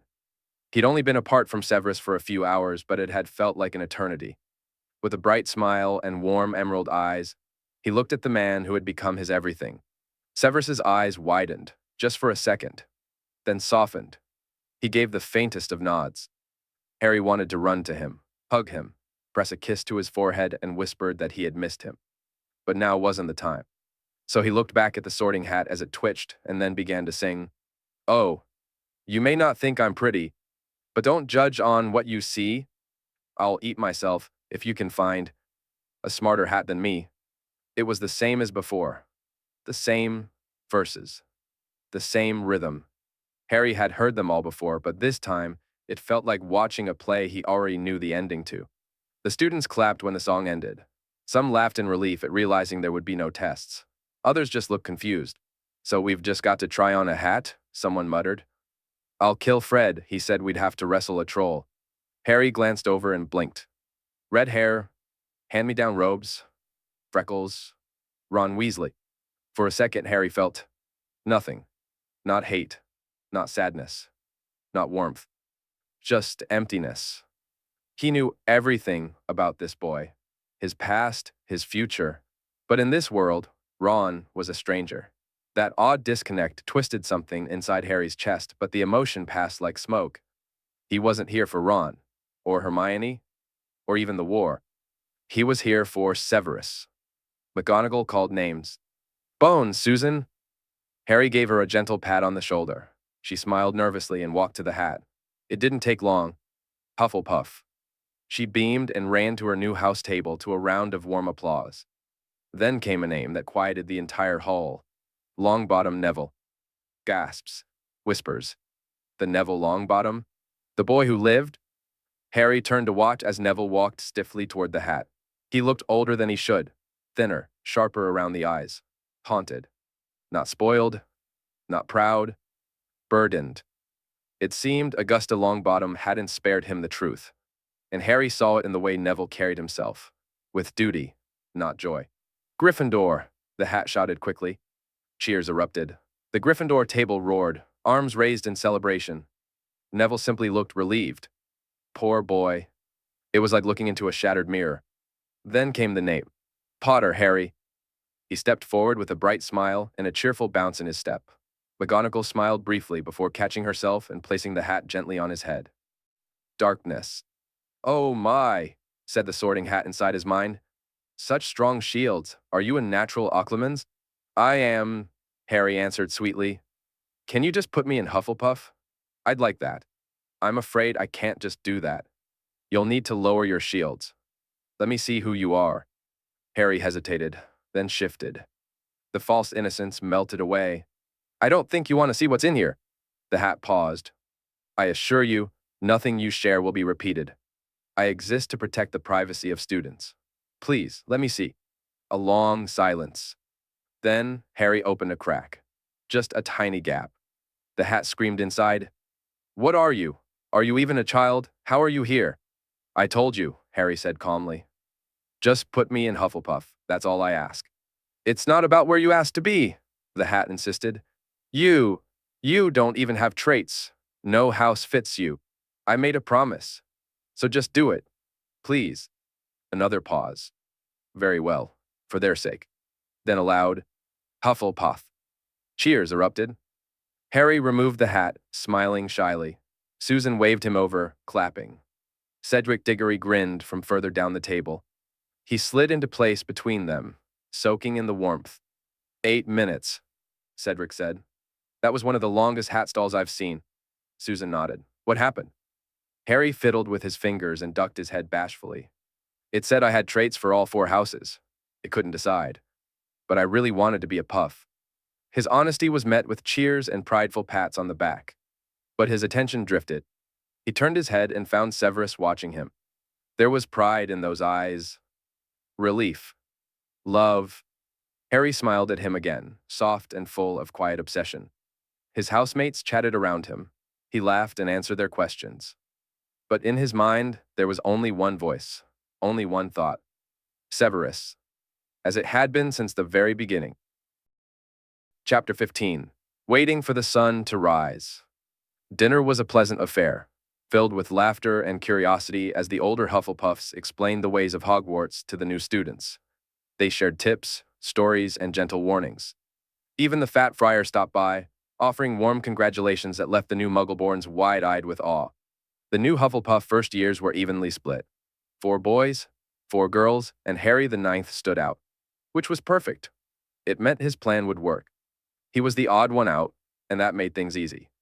The girls were Hannah Abbott, a half-blood from the Sacred 28, Susan Bones, also a half-blood from a respected and politically connected family, Megan Jones, a cheerful half-blood with a Muggle parent, and Leanne Vivian, a pure-blood from a quiet, unremarkable line. The boys were Justin Finch Fletchley, a wealthy Muggle-born. Wayne Hopkins, a half-blood Harry hadn't even remembered from his past life. Ernest Macmillan, a proud, pure blood from the Sacred 28, and Zachariah Smith, a coward, a brat, and a disgrace to Helga Hufflepuff's name. Harry found him easily. The boy was loud, smug, constantly bragging about his bloodline, claiming he was Helga's last true heir. It made Harry's skin crawl. He imagined with some satisfaction that if Helga were alive today, she'd disown him on the spot. Harry didn't feel much these days, not naturally, but he had learned how to simulate emotions, to project them so convincingly that even he started to believe them. Right now, he was annoyed. Deeply, and judging by the stiff expressions around the table, most of the house agreed. Smith was already pushing himself outside the Hufflepuff circle. The rules of the houses were simple. Gryffindors were expected to be bold and brave, often loud and reckless. Ravenclaws were clever and competitive. Slytherin was a tangled web of politics, hierarchy, and ambition. Only Slytherins truly understood the rules of their own house. But Hufflepuff? The rule was simple. Don't be an arse. And Smith had already failed that. How about the teachers? Can you tell us more? Megan Jones and Hannah Abbott asked eagerly, drawing the attention of the older puffs. Harry, playing his role of cheerful and curious first year, leaned in with a bright, polite smile. He blended right in. Well, you probably already know Headmaster Dumbledore, an older girl began. But let's talk about the ones you'll actually have classes with. They listened closely. That one with the turban is Professor Quirrell, Defense Against the Dark Arts. Last year, he taught Muggle studies. Then he took a sabbatical, came back with a stutter, and now he's suddenly a data prodigy. People say he was attacked by vampires. Gasps from the Muggleborns followed.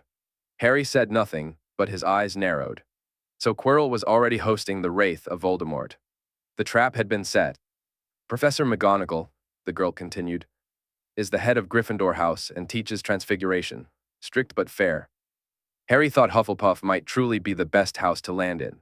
Gryffindor was loud and chaotic. McGonagall was always too busy to manage them properly. Ravenclaw was cutthroat in its competitiveness and known for internal bullying. And Slytherin, well, that was a nest of snakes, both literally and politically. But Hufflepuff? They were steady, peaceful. A bit plain, yes, but solid. If the houses were castles, Gryffindor was a grand stronghold with brilliant defenses and crumbling walls. Ravenclaw was a high tower, cold and empty, rooms far apart and dust lingering in forgotten corners. Slytherin was an iron fortress, imposing, undefeated, but decaying from the inside. Hufflepuff? A warm, sturdy village. Not glamorous, but built to last.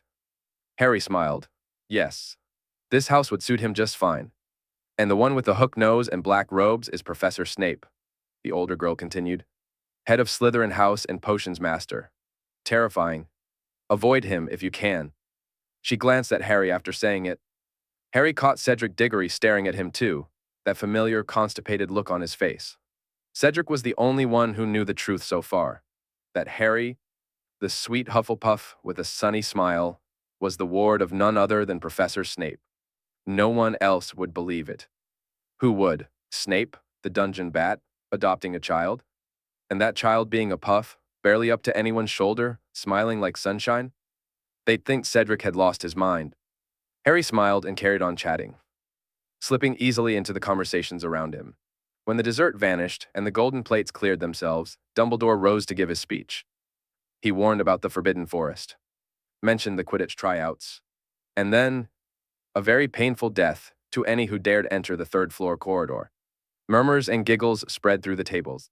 Is he actually serious? Mad, that one. Brilliant, completely mental. Harry didn't speak. Dumbledore's warning was nothing but bait. For Neville, for Voldemort. A game was being set in motion, a test with high stakes. He snorted softly and followed the other first years as they were gathered by their house prefect. Congratulations! I'm Gabriel Truman, and I'm your Hufflepuff prefect, the boy announced with a sunny grin. He led them through the corridors, explaining rules and laughing along with their questions.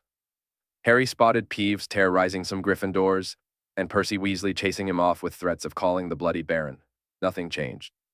To reach the Hufflepuff dorms, they passed the kitchen portrait, tapped a rhythm on a barrel. Helga Hufflepuff. 2 from the bottom, middle of the second row. Tap wrong, and you get doused in vinegar. Harry chuckled along with the others. It was clever. It ensured security without cruelty. The common room made him pause. It was cozy. Yellow drapes, hanging plants, warm fires. The chairs were wide and soft.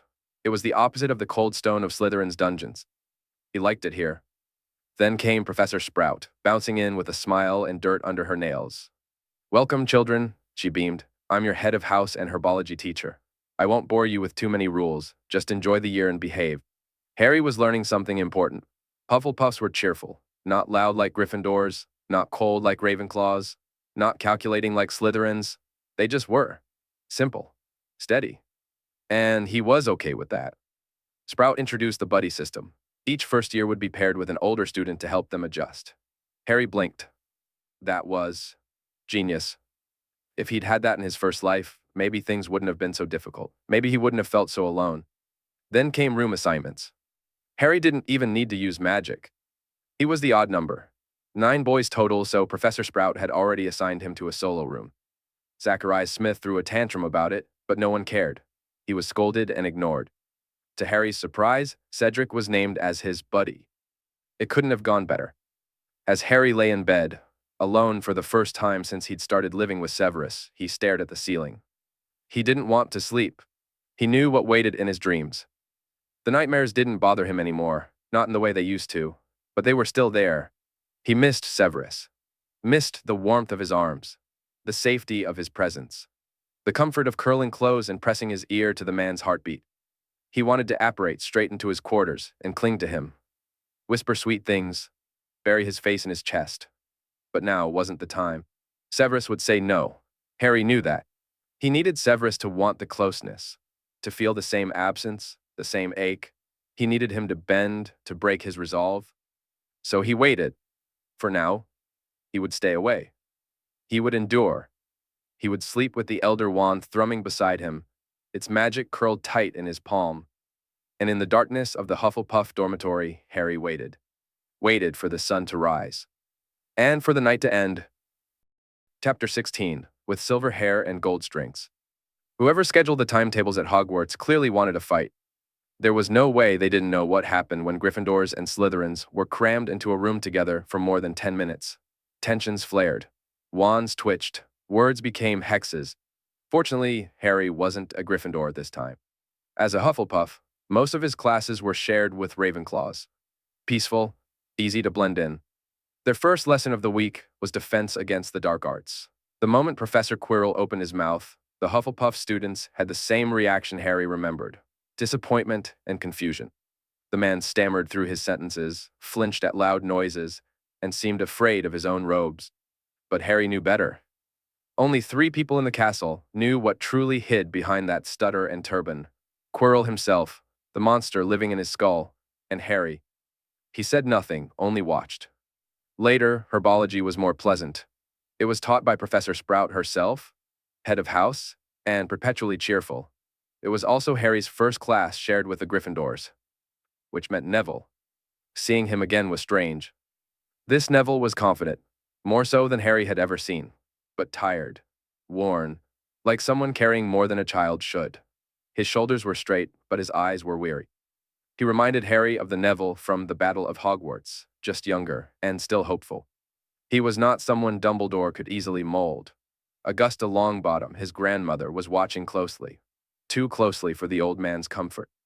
Harry had no doubt that, if she could, Augusta would have enrolled Neville in Beauxbatons or Ilvermorny, anywhere but the heart of a war-to-be. But Dumbledore's influence reached far. Still, the headmaster was struggling. His plans were growing thin. Later that week, Harry faced his first Transfiguration class with the Slytherins. That came with a surprise. He had no intention of lowering his capabilities. Trying to fake inexperience was harder than it sounded. Casting a weak Lumos was more difficult for him now than performing an Imperio. But suspicions weren't welcome. He needed to appear like a prodigy, not a savant, talented but believable.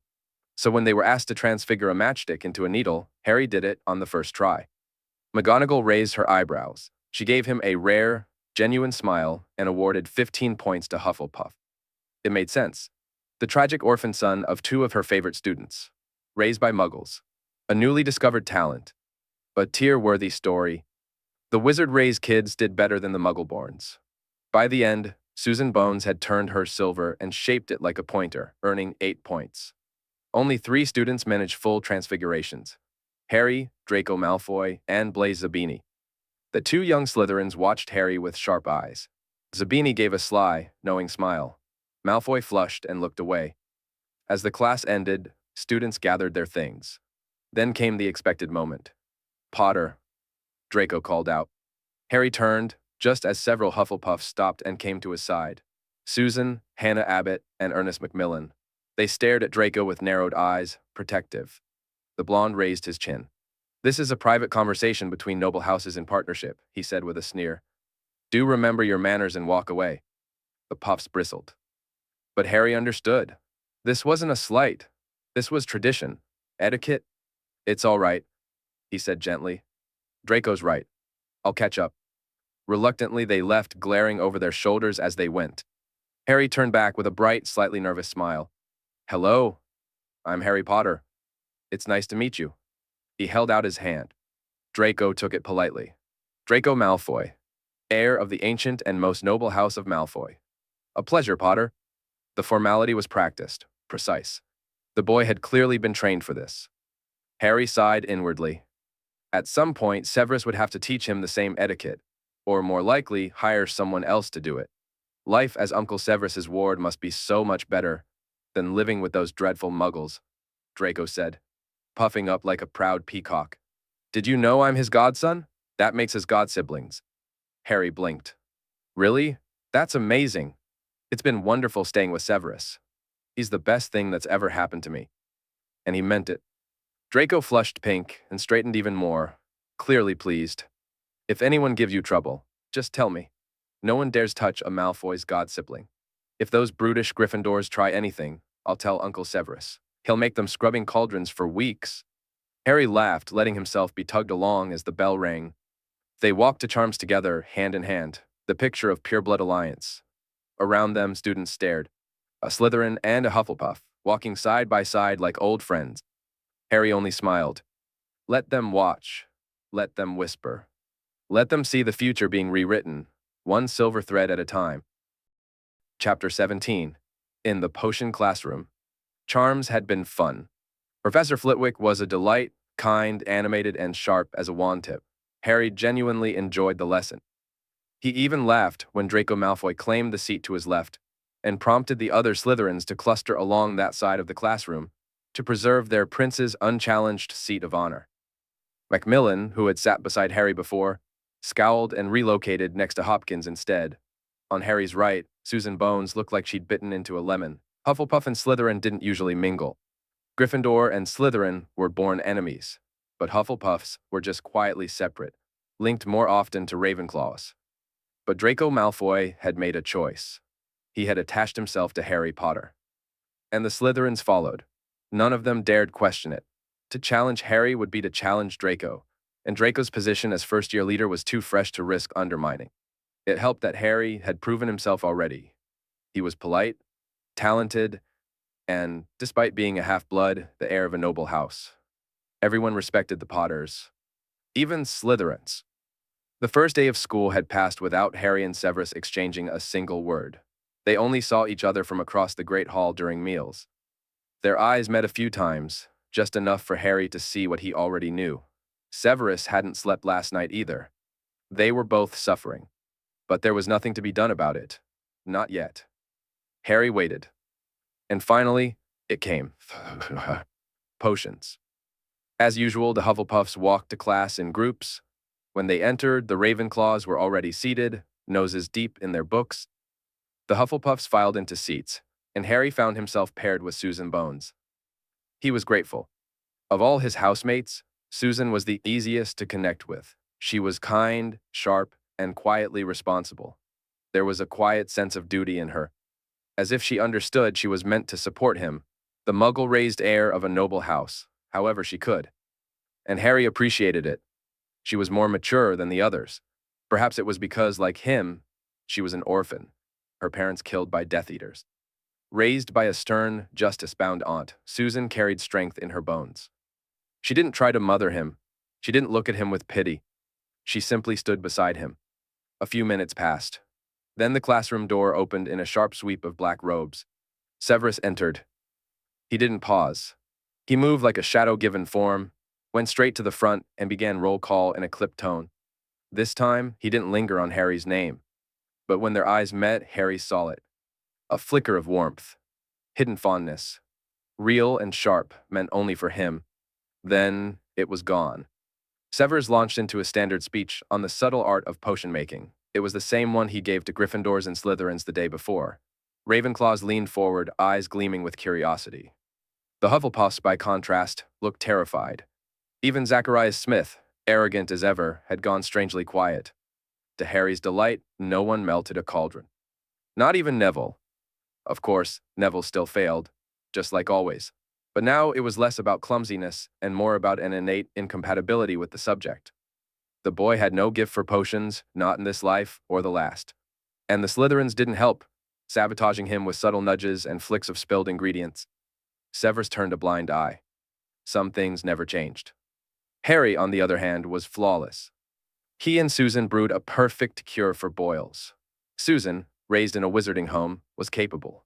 Her potion was acceptable in Severus's eyes. But Harry's? Perfect.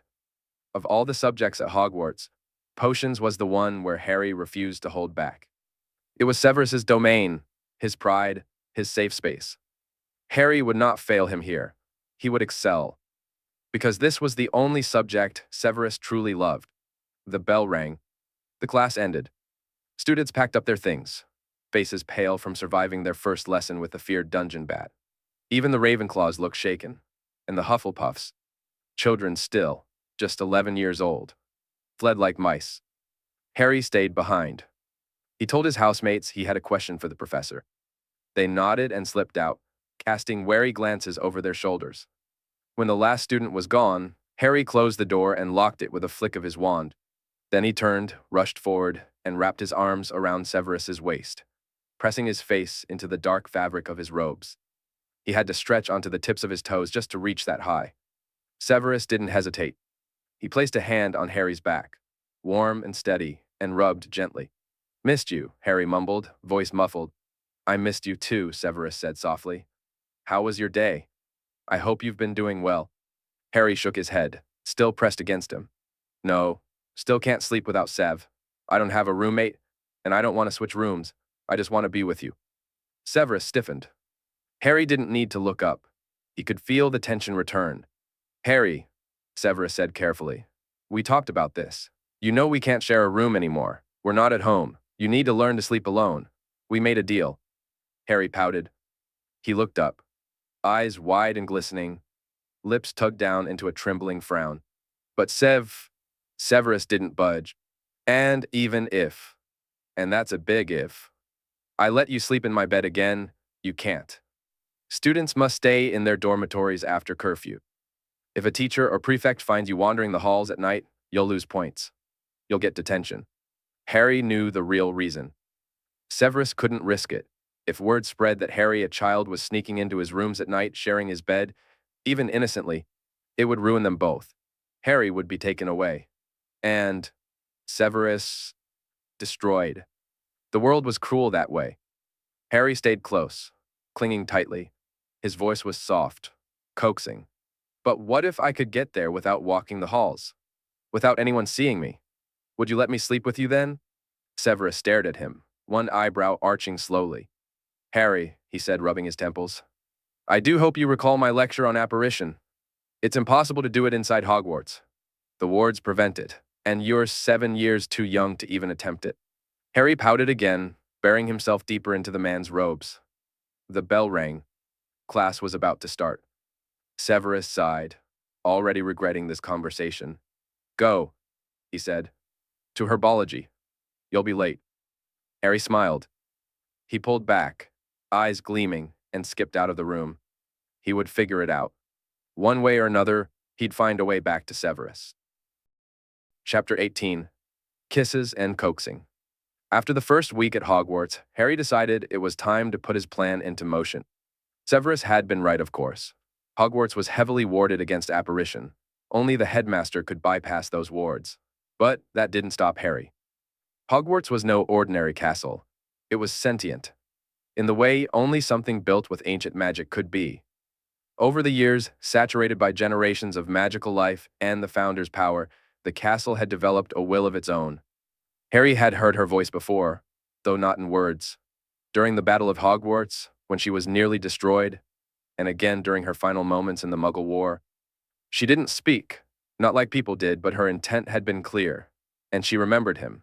Not just as a Hufflepuff student, not even as the Master of Death, but as something more. A traveler between worlds. She felt his magic and recognized it. Knew he was different, special. So she allowed him what she would deny others. Harry, unlike everyone else, wasn't bound by the castle's apparition wards. He could, if he wanted to, appear anywhere inside Hogwarts, even in Severus's private quarters. But that would raise too many questions. Apparition was supposed to be impossible, especially for someone his age. So Harry needed an excuse, something believable. And that's when he remembered Parseltongue. He had learned during the Muggle War that the Chamber of Secrets wasn't the only part of the castle that responded to the Serpent Tongue. There were hidden passages all throughout Hogwarts. Some ancient, forgotten, and most tied to the dungeons or towers. The Slytherin dormitories and the head of house's chambers were filled with them. Each house had a hidden office for its head, close to its respective common room, and Harry knew how to access every single one. When the clock struck midnight, and the castle had settled into sleep, Harry slipped out of bed. Wrapped in his invisibility cloak, he tiptoed through the Hufflepuff dormitory and into the common room. He glanced around until his eyes found an old, unassuming portrait above the fireplace. It wasn't animated, just a painting of the Hufflepuff crest. But at the bottom right corner of the frame, something was off. If you looked closely, you'd notice the carving of a tiny snake with glowing amber eyes. Harry crouched and hissed, softly in Parseltongue. Open for the heir of Slytherin. The snake's eyes glowed, and the painting trembled. Then it opened like a door, revealing a narrow tunnel just large enough for a child, or a small animagus. Salazar Slytherin had likely designed the tunnel for descendants capable of human transfiguration or transformation. Harry could use his animagus form if needed, but he was small enough not to bother. He slipped inside. The passage twisted and turned. The magic in its walls felt eerily similar to the Room of Requirement, responsive to his will. It could take him anywhere, as long as the destination also had a connected passage. Eventually, he reached a stone wall with another snake carving. Let the air pass through, he hissed. The snake's ruby eyes flared to life, and the wall split open. On the other side, Severus stood frozen, wand drawn and eyes wide in disbelief. Harry grinned and waved cheerfully. Hi, Sev. I'm here to collect on that promise. I didn't wander the castle, used a tunnel instead. Can I sleep in your bed tonight? Severus stared, speechless. Harry giggled, popped down from the opening, and threw his arms around the man's waist. The hug broke Severus's trance. He dropped to one knee to meet Harry's height. Harry, what on earth is going on? Harry pulled back, hands resting on Severus's shoulders, and kissed his forehead. I found out that talking to the little snake statues opens secret tunnels. They lead all over the castle. I even ended up in Professor Flitwick's classroom once by accident. But now I can visit you every night. I missed you, Sev. Severus scowled and immediately began casting diagnostic charms, checking for any magical residue or harm. When the results came back clear, he sighed in relief. Then he picked Harry up and set him on the bed. Summoning a chair from his desk, he sat and fixed Harry with a serious look. The interrogation began. Sleep-deprived, worried, and annoyed, Snape was not someone to trifle with in that state. The conversation shifted to Parseltongue. When Harry explained how the ability worked, Severus's face darkened. It wasn't that he was against the gift, he'd be a hypocrite, being a Slytherin himself. But the language brought back memories. Painful ones. Parseltongue was too closely tied to the Dark Lord. Harry noticed the shift and quickly acted. He let his magic seep through the room. Warm, calming. He hugged Severus tightly, kissed his cheek, his forehead, whispered soft words. Slowly, the tension left the man's shoulders. His brow unfurrowed. And just when Severus thought he was safe, Harry pulled him backward onto the bed with a laugh. He cast the soft knocks, plunged the room into darkness, and yanked the blanket over both of them. Severus tried to resist, but it was a half-hearted struggle. Between Harry's comforting magic, his exhaustion from teaching, and the emotional drain of the day, he gave up. Harry snickered at Severus's defeated expression. In retaliation, Severus reached over, pinched his nose gently, and muttered, "Cheeky brat." But there was no real heat in his words. Harry beamed, scooting closer to place a kiss on his nose. "Night, Sev." He let his magic flow once more, soft, protective, tender. It wrapped around the room and cradled Severus into sleep. Harry watched as those familiar obsidian eyes fluttered shut. In the quiet dark, something stirred in his chest. He didn't know what it was, only that it made him feel warm, tingling from the inside out. His usual obsessive thoughts were still there, always there. But this was something new. Sweeter. He liked it.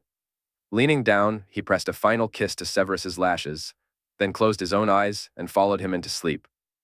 Chapter 19. Senior Hufflepuff. Harry walked toward Transfiguration class, with a happy skip in his step. He had spent most of the weekend with Severus. They had snuggled in bed for a while before Severus brought him breakfast, specially requested from the Hogwarts house elves. After eating, Harry used the tunnels to sneak into the Great Hall early in the morning, so early that only 5 students were there. He stalled for a bit, pretending to eat, then ran back to his dorm to greet his housemates as they began waking up. Once he'd made his presence known, he told them he'd be studying in the library for the whole day. Still groggy from being woken during their first school break, the other Hufflepuffs simply nodded. And with that, Harry slipped back into the tunnels and returned to Severus's quarters to spend more time with him. Severus's weekends were mostly spent grading papers and brewing potions for Madame Pomfrey. Harry watched, amused, and a little sorry for the 6th-year Gryffindor, whose entire essay had been marked in red ink, the original black handwriting barely visible underneath. While Severus brewed, Harry prepared the ingredients and handed him tools like a little assistant.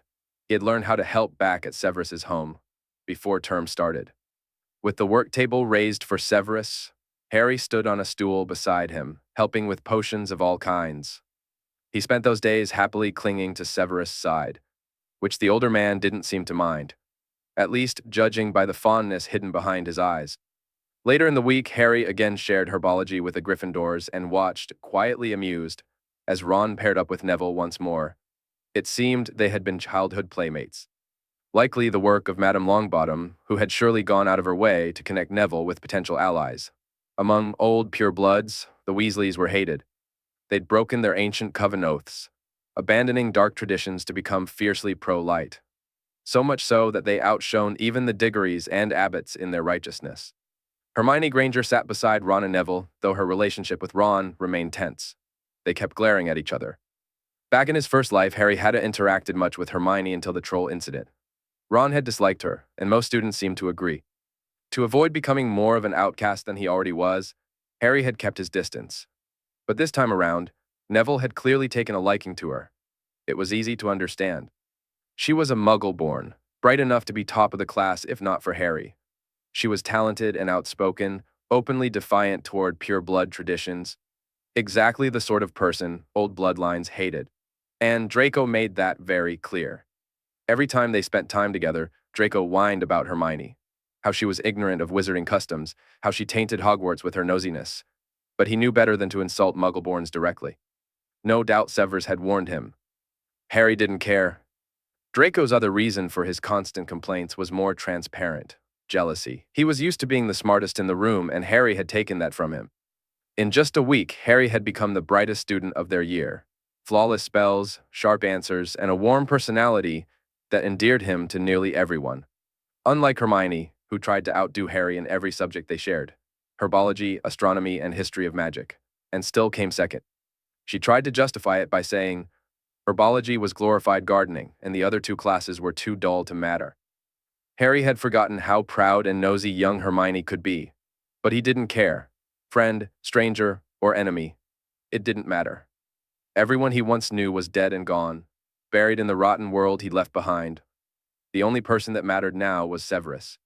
After the last class of the day, Harry found himself alone for once. Cedric, his buddy, had been helping him study Transfiguration in the library when he was called away for a third-year Hufflepuff meeting. Normally, Harry was never without someone, either a housemate or Draco. Being alone was rare. That's when Hermione approached. With a book in hand, she dropped into the seat across from him and squinted at him with her brown eyes. "I'm Hermione Granger, Muggle-born from Gryffindor. You're Harry Potter from Hufflepuff, and apparently one of the best students in our year. How do you know so much? Did you have tutors like Neville? And why do Hufflepuffs have senior students tutoring them?" She huffed at the last question, clearly jealous of the buddy system. But it wasn't like Gryffindors had no advantages. Ravenclaws were mostly left alone by teachers, seen as responsible and self-managing. Slytherins had their family ties and in-house unity that kicked in when dealing with outside conflict. Hufflepuffs had their buddy system and were beloved by professors. They were well-behaved and non-disruptive, a relief compared to the louder, more troublesome houses. But Gryffindors, they had the greatest advantage of all. The headmaster loved them, and it tilted the board in their favor. The favoritism was blatant. Things that would earn other houses detentions or expulsion barely earned Gryffindors a warning. That was the reality of Hogwarts. Harry blinked at Hermione, tilting his head innocently like he had no idea what she was talking about. She opened her mouth, ready to launch another round of questions. And Cedric returned just in time. He'd hurried back after finishing the meeting, not comfortable leaving a first-year puff alone. And when he saw Hermione bombarding Harry with questions, his temper flared. But he kept calm. He wasn't a brash Gryffindor. He'd fix this peacefully. Hogwarts was infamous for its rumor mill. Everyone knew everything. Privacy was rare. Even first years had records of who they were, where they came from, and what scandals they might bring. And Hermione? Cedric knew her by name. Muggle-born. Hat-stall. Second brightest in the year, socially awkward. Difficult. She had a goal of being top of the class, but Harry had already outpaced her. He performed like a second year, not a first. Teachers loved him. Housemates adored him. Even rival houses respected him. The Ravenclaws welcomed him into their study circles. Gryffindors were neutral, bothered by his friendship with Malfoy, but otherwise fine. Slytherins didn't touch him, likely because Draco had claimed him, and because of Snape. Cedric was one of the few who knew Severus Snape was Harry's guardian. If that ever got out, the school would collapse in shock. He stepped behind Hermione, cleared his throat politely, and said, "Hello, miss? If you don't mind, I'd like my seat back. I was helping my fellow Hufflepuff." His smile was polite, but firm. Hermione gasped softly, clearly flustered. But instead of leaving, she simply shifted to the chair beside him with a proud look. Cedric blinked. She didn't get it. But he was a Hufflepuff, patient. He took a breath, scanned the room, and caught sight of a third-year Gryffindor he recognized. He called her name softly, just enough to catch her attention. She looked over, frowned, and sighed as she saw the situation. With a shake of her head, she marched over and dragged Hermione away, despite her confused protests. Cedric turned back to Harry, relieved to see him still smiling. "So?" he asked, settling back into his seat. "Which chapter were we on again?" Chapter 20. Smudged, Broken Mirror. Days passed without much excitement. Harry continued to perform brilliantly at Hogwarts, deepening his bonds with his fellow Hufflepuffs and even with students from other houses. There were no Quidditch adventures for him. He had long outgrown the thrill of flying, which, in a way, worked in his favor. Severus despised the sport, only enjoying it when Slytherin won and he could gloat to Minerva. Harry made it a point to earn as many house points as possible. He wanted Hufflepuff to at least take second place. It wouldn't do to overtake Slytherin, unlikely as that was. The Snakes were on a 6-year winning streak, and Severus was clearly aiming for a 7th. Harry wouldn't sabotage that, not when it brought Severus so much pride. There was still a week left before Halloween. His plan for that cursed date was already in motion. He'd let events unfold as they would. Whether Hermione ended up crying in the bathroom again wasn't his concern. He was certain Neville would be there to save her. No way would Dumbledore let his chosen one die or be seriously injured. As for Severus's brush with Fluffy, Harry had dealt with that weeks ago. In the second week of class, he'd entered the third-floor corridor, met the Cerberus, and made sure the creature would pose no threat. Fluffy had been terrified. Magical beasts were sensitive to raw power, and even the smallest slip of Harry's true magic had the poor dog cowering. He'd stunned the creature, altered its memory, and made sure it recognized Severus and stayed disinterested in him. He had thought about compelling Fluffy to attack Quirrell, but if Voldemort took control of the body mid-attack, it could end poorly for the pup. Hagrid would be devastated. So, Harry settled for a subtle compulsion charm. Enough to protect Severus, but nothing more. There were no flying lessons involving Remembrals in this world.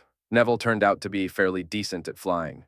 A fight did break out between Gryffindors and Slytherins as expected, but thankfully, it didn't escalate into the air. Draco told Harry that Ron and Seamus ended up in the infirmary after being hexed with boils.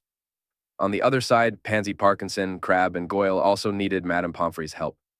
Harry hadn't been present, but he pieced together the story from Draco and from Susan, who'd heard a more neutral version.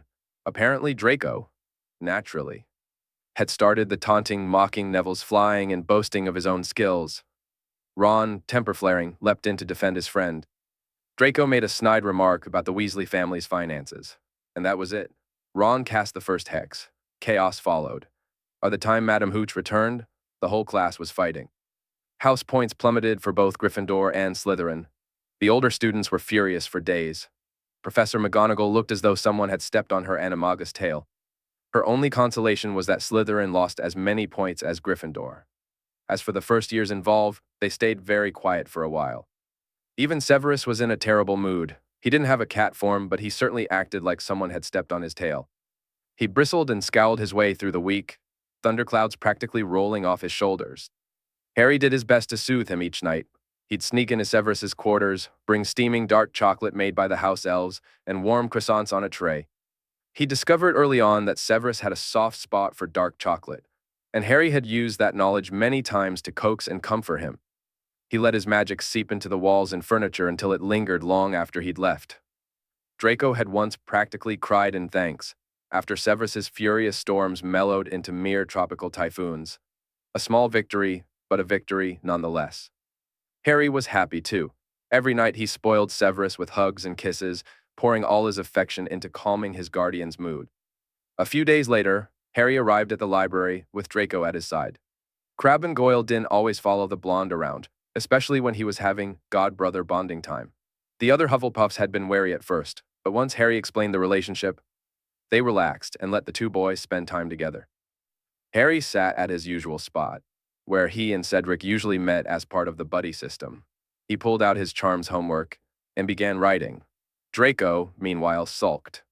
"I still don't get how we're supposed to turn this block of wood into stone," Draco grumbled for the 4th time, putting away his wand again after failing the task. Professor McGonagall had assigned them a challenge in transfiguration, not just to turn wood into stone, but to shape it into a sculpture of their choice. What had sounded fun at first turned out to be frustratingly hard. Harry had finished his sculpture in class, a calico cat, and earned 10 points for being first. McGonagall even smiled slightly, which was rare enough to be notable. Draco had only managed to turn his block into a lump of stone, nowhere near the dragon statue he'd envisioned. Now he dragged Harry into the library to help him finish it. Preferably before Hermione did, as rumor had it she hadn't completed it either. Once Harry finished his homework on Lumos and Nox, he turned to Draco. "Well, you already know how to turn the wood into stone. Now you need to fully visualize what you want it to become." Draco scowled. Harry raised an eyebrow and pulled out the Elder Wand, disguised to avoid drawing attention. It wouldn't do for people to notice it resembled Dumbledore's. Harry had discovered after destroying the Horcrux ring that the Hallows he carried were the true ones. When he arrived in this world, His possessions had changed. These were not fakes. He picked up a piece of wood and demonstrated, transfiguring it to stone. It's hard to go straight from wood to sculpture. First, just focus on making it stone. He handed the piece to Draco, who muttered under his breath, "Of course it works for you." Harry chose to ignore that. You can't just imagine a dragon and expect it to happen. You need to understand its shape. Try drawing it first, from different angles. He pulled parchment, pencil, and eraser from his bag and handed them over.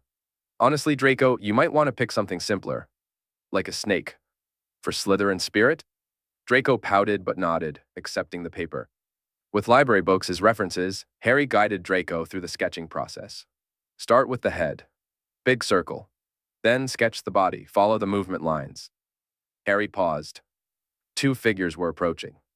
He glanced up. Zabini and Knot. Zabini wore his usual sly smile. Knot looked cold and unreadable. Draco looked up too, and groaned. "What do you want, Zabini?" The boy laughed. "Come on, mate. You're not the only one who wants help from the brightest student in our year. I brought Theo. He had nothing better to do." He winked at Harry, who blinked, then smiled politely. Draco sneered and grabbed Harry's sleeve. "Find your own god, brother. I'm not sharing." Theo snorted. Zabini took the seat beside them. "We're talking about the transfiguration assignment, yeah? I got a dog, kind of." Theo just got his wood into stone.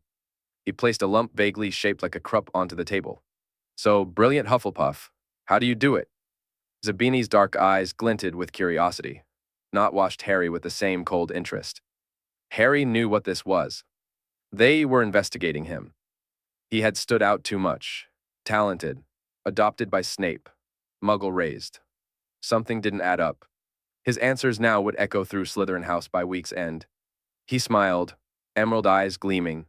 "Magic just comes naturally to me. Before I even knew it was magic, things would happen around me. When I wanted something badly enough, it appeared. So I experimented." He let the words hang. Magic is one part spellcasting and understanding.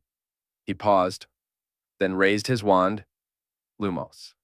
A brilliant light flared. Non-verbal, effortless. And 3 parts intention and will. The Slytherins gaped. A soft voice chimed behind them. "Fantastic explanation, Mr. Potter. I couldn't have said it better myself." 25 points to Hufflepuff. Professor Flitwick beamed behind them. Harry flushed, bashful. "Thank you, Professor." With a smile, Flitwick excused himself to prepare for his next class. The boys all bade him farewell. Then, Harry resumed tutoring. Eventually, each of them succeeded. Zabini's Krupp, Knott's book, Draco's snake. None were perfect, but they were theirs, crafted with their own magic. Next time Draco showed up, the other two were with him. To his annoyance, word had spread. Harry Potter, magical prodigy and brilliant teacher. And Harry? He was happy to help. In the broken reflection of time, where a boy once stood to survive, now a young monster raised his wand not to fight, but to teach. Chapter 21. The Cursed Day Arrives. Harry knew the moment he woke, it was Samhain. The veil between the living and the dead had thinned. He sat up slowly from the bed he shared with Severus, clutching the Elder Wand so tightly his knuckles turned white. His breath was shaky. His body trembled as his magic roared within him, eager to break free.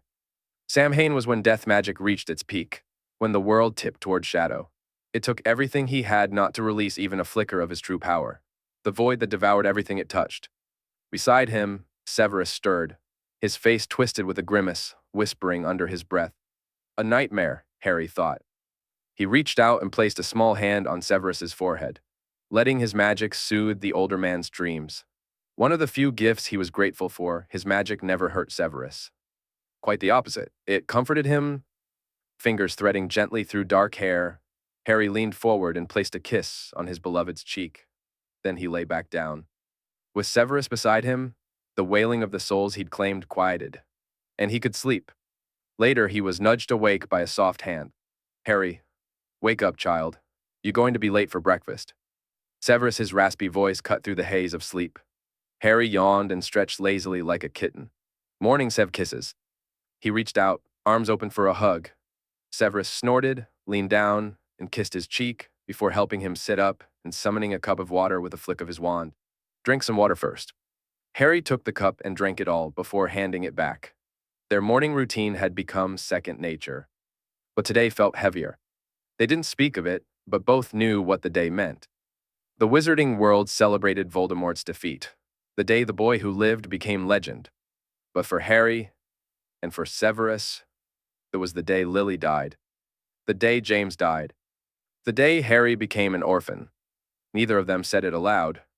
Long ago, this day would have left Harry shattered. Now, it was just another cursed reminder. In his first life, he had come to believe that death itself had marked this day, angry at being denied. Every Samhain brought chaos, near deaths, violence, as if death wanted to reclaim what had been stolen. But Harry was no longer that boy. Now, he was one of death's monsters. He hugged Severus tightly and kissed his forehead, then disappeared through the hidden tunnel and reappeared in the Hufflepuff dormitory. He followed his housemates to breakfast in the Great Hall. The atmosphere was loud and cheerful. Light-sided families celebrated the Dark Lord's fall, but the darker families sat quiet and still. Harry kept to his usual seat beside Susan. Around them, the other Hufflepuffs grouped into their typical pairs. Abbott and Macmillan chatted like old friends. Hopkins and Finch-Fletchley kept close, often joined by Vivian. Susan and Jones always sat near each other, often with Leanne. Harry floated between them. Sometimes he sat with Susan, sometimes with Cedric. Occasionally, he joined the Muggleborns to relate better to their experience. Cedric remained a constant, always near, always warm. The chatter halted as Neville stormed into the hall, sparks flying from his wand. Ron chased after him, yelling. Then Draco Malfoy entered, laughing, flanked by Crabbe and Goyle. Draco's eyes locked onto Neville and Ron. His sneer was sharp, perfect, pure Malfoy. Though Harry sat too far to hear, his magic let him listen clearly. Little Scarhead and his blood traitor pet. Enjoy your fame, Longbottom. Pity your mummy and daddy aren't here to cheer you on. Harry winced. Poor choice of words, Draco. He was right. Neville spun around and hexed him with Slugless Eructo. Draco ducked, but Goyle took the hit and began vomiting slugs onto the floor. Draco, furious, cast a flipendo that slammed Ron into Neville. Both boys fell in a tangled heap. Harry noted, impressed, that the spell had been aimed well enough to hit them both. Severus must have taught him that. Draco's laugh rang out, until a jinx silenced him. Panic flared in his eyes as he clutched his throat. Harry bolted from his seat, reaching Draco just in time to pull him away from a second spell. The Slytherin stood as one, wands raised toward Gryffindor. But a voice boomed over the chaos. What is the meaning of this? Sit down, the lot of you. Professor McGonagall stormed in, voice like thunder. She marched over to Draco and Goyle, cast a finite incantatem and returned Draco's voice. He didn't waste it. My father will hear about this. Harry groaned and thanked McGonagall before dragging Draco away. She turned on the rest. I warned you all. Wasn't the last punishment enough? 30 points from Gryffindor for raising wands first, and shame on the fifth years who attacked the first year. 10 points from Slytherin for provoking them. Then she turned to Harry. 15 points to Hufflepuff for helping without joining the fight. Harry blushed under the attention. He led Draco back to his table, but not before pinching him sharply on the side. Hey, what was that for? Harry glared. Watch your mouth next time. That was a low blow. Neville's parents are gone. Don't poke that wound. Draco opened his mouth to argue, then fell silent, guilt flickering across his face. I'm sorry, he whispered. Harry nodded. He knew the apology wasn't meant for Neville. He let it go. Back at the Hufflepuff table, Macmillan leaned over. What was that about? Harry shrugged. No idea. Classes passed quickly after that. By dinner, students were relaxed again. Harry sat with Cedric, listening to stories about past Halloween pranks. They were laughing over the Weasley twins' punch-spiking escapades when Quirrell burst into the hall. Troll in the dungeons, he gasped, then collapsed. Chaos erupted. Dumbledore sent fireworks flying from his wand. Prefix, lead your houses to the dormitories. The Slytherins, due to the troll's location, remained in the hall under Severus's orders. Wait, how did a troll get in? Susan cried. Hogwarts is supposed to be the safest place in Britain. Harry almost laughed. Azkaban might be safer by third year, he thought grimly. Cedric grabbed his wrist and dragged him through the crowd, shielding him from the taller students. Hogwarts tried her best, but she could only do so much. Eventually, they were herded into the Hufflepuff common room, buzzing with panic. Prefect Truman cast sparks into the air. Hufflepuffs. Calm down. The professors will take care of it. Stay calm and wait for Professor Sprout. About 30 minutes later, Sprout entered. All clear. The troll's been dealt with. Off to bed now. The Badgers scattered, gossiping as they retreated to their rooms. Once alone, Harry donned his cloak, slipped into the tunnel, and made his way to Severus's quarters. He planned to enlarge the passage soon. Squeezing through was getting old. He entered silently. The room was empty. He climbed onto the bed and curled under the covers, letting the scent of Severus lull him. He barely took up any space. Small, childlike by design, he'd crafted this form deliberately.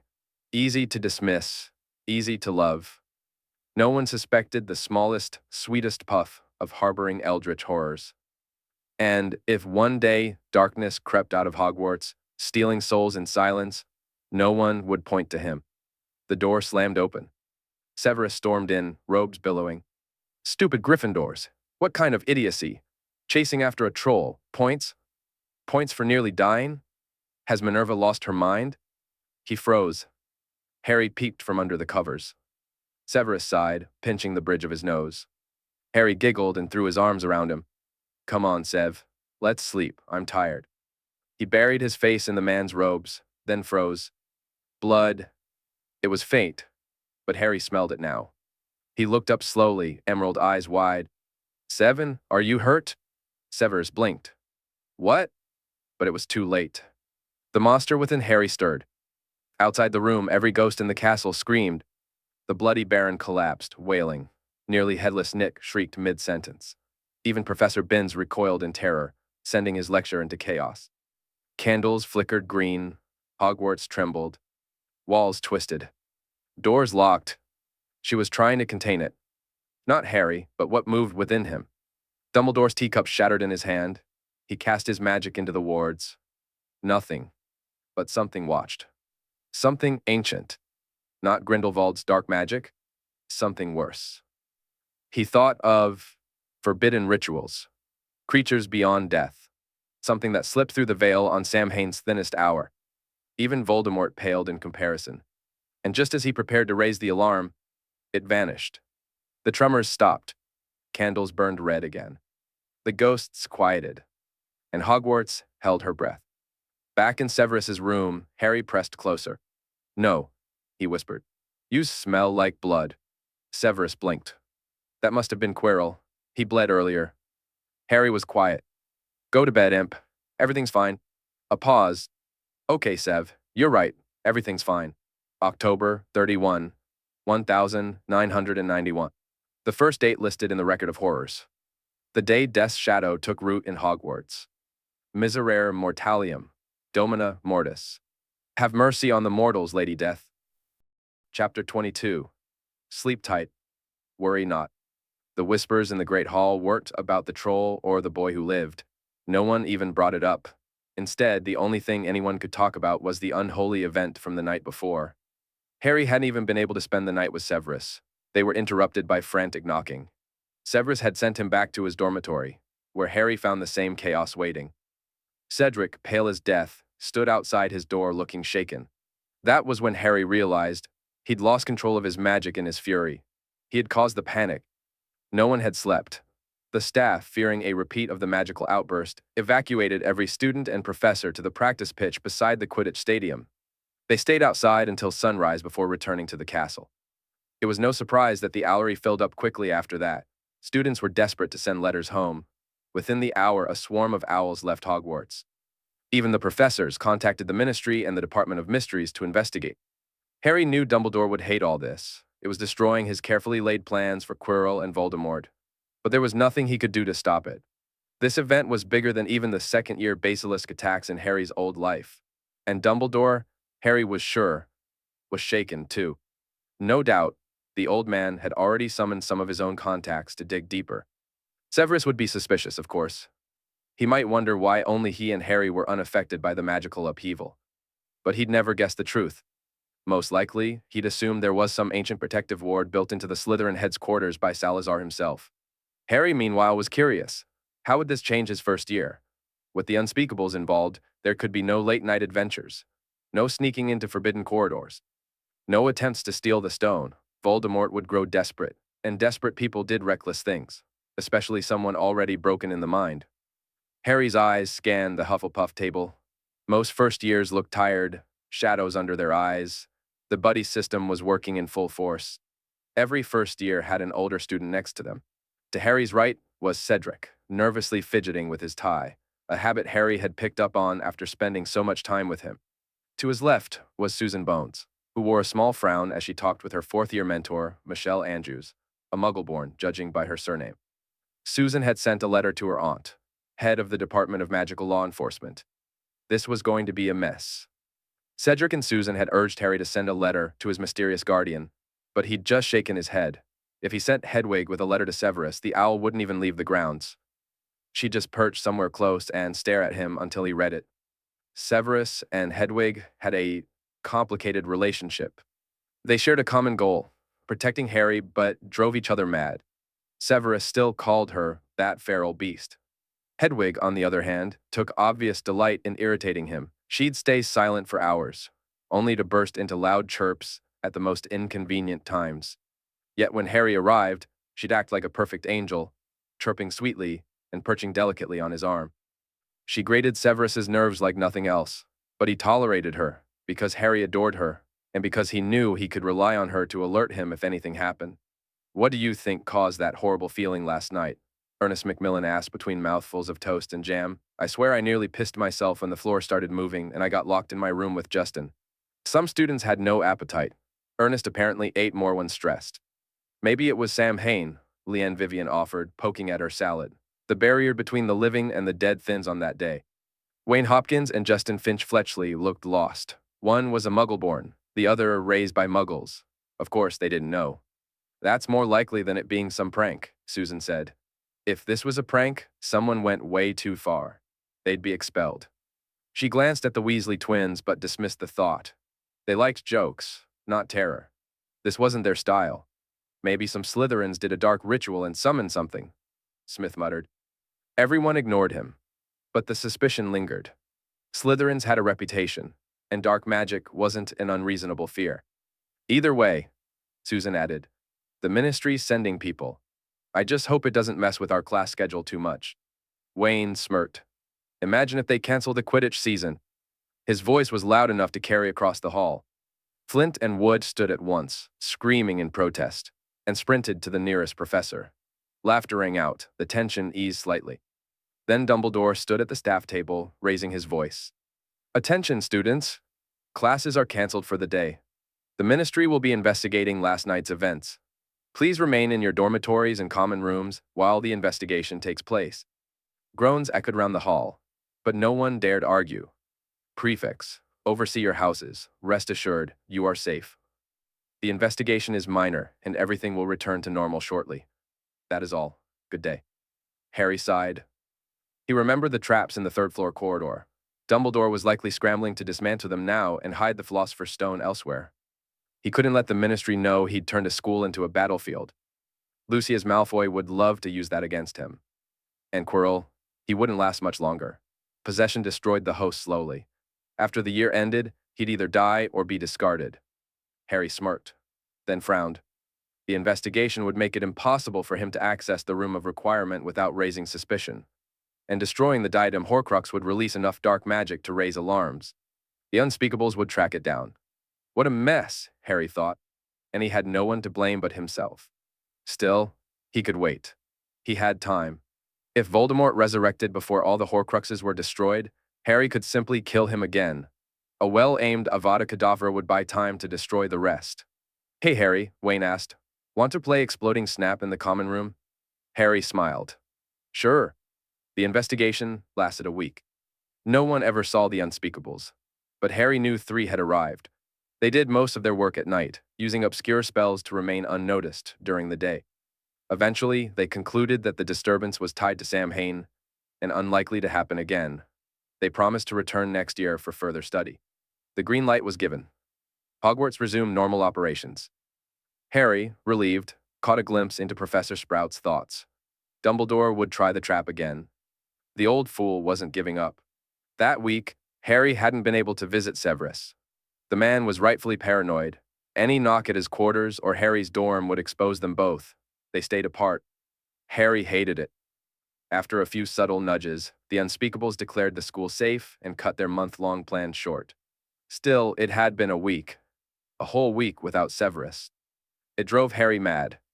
That night, once the dorms were quiet, Harry slipped through the tunnel.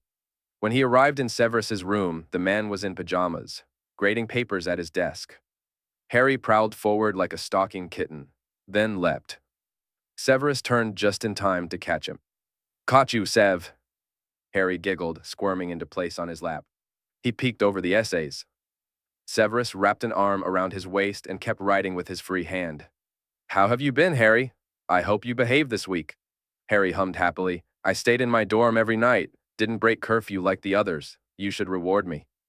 Severus chuckled and flicked his forehead. "I caught 10 students a night. Most houses will be short on points. Even your little friends, Macmillan and Abbott. I'm pleased you didn't follow them." Harry beamed under the praise, nuzzling Severus's neck. The older man stopped writing, both hands now around Harry's waist. He rested his chin in the crook of the boy's neck. Harry let his magic flow gently. Soothing, warm. Severus trembled, then melted into him. "I missed you, Sev. I couldn't sleep. I kept wishing you were beside me." Severus held him tighter. Harry shifted again, legs wrapping around Severus's waist. Now face to face. He gently cupped the man's face, guiding Severus's hands to rest on his small shoulders.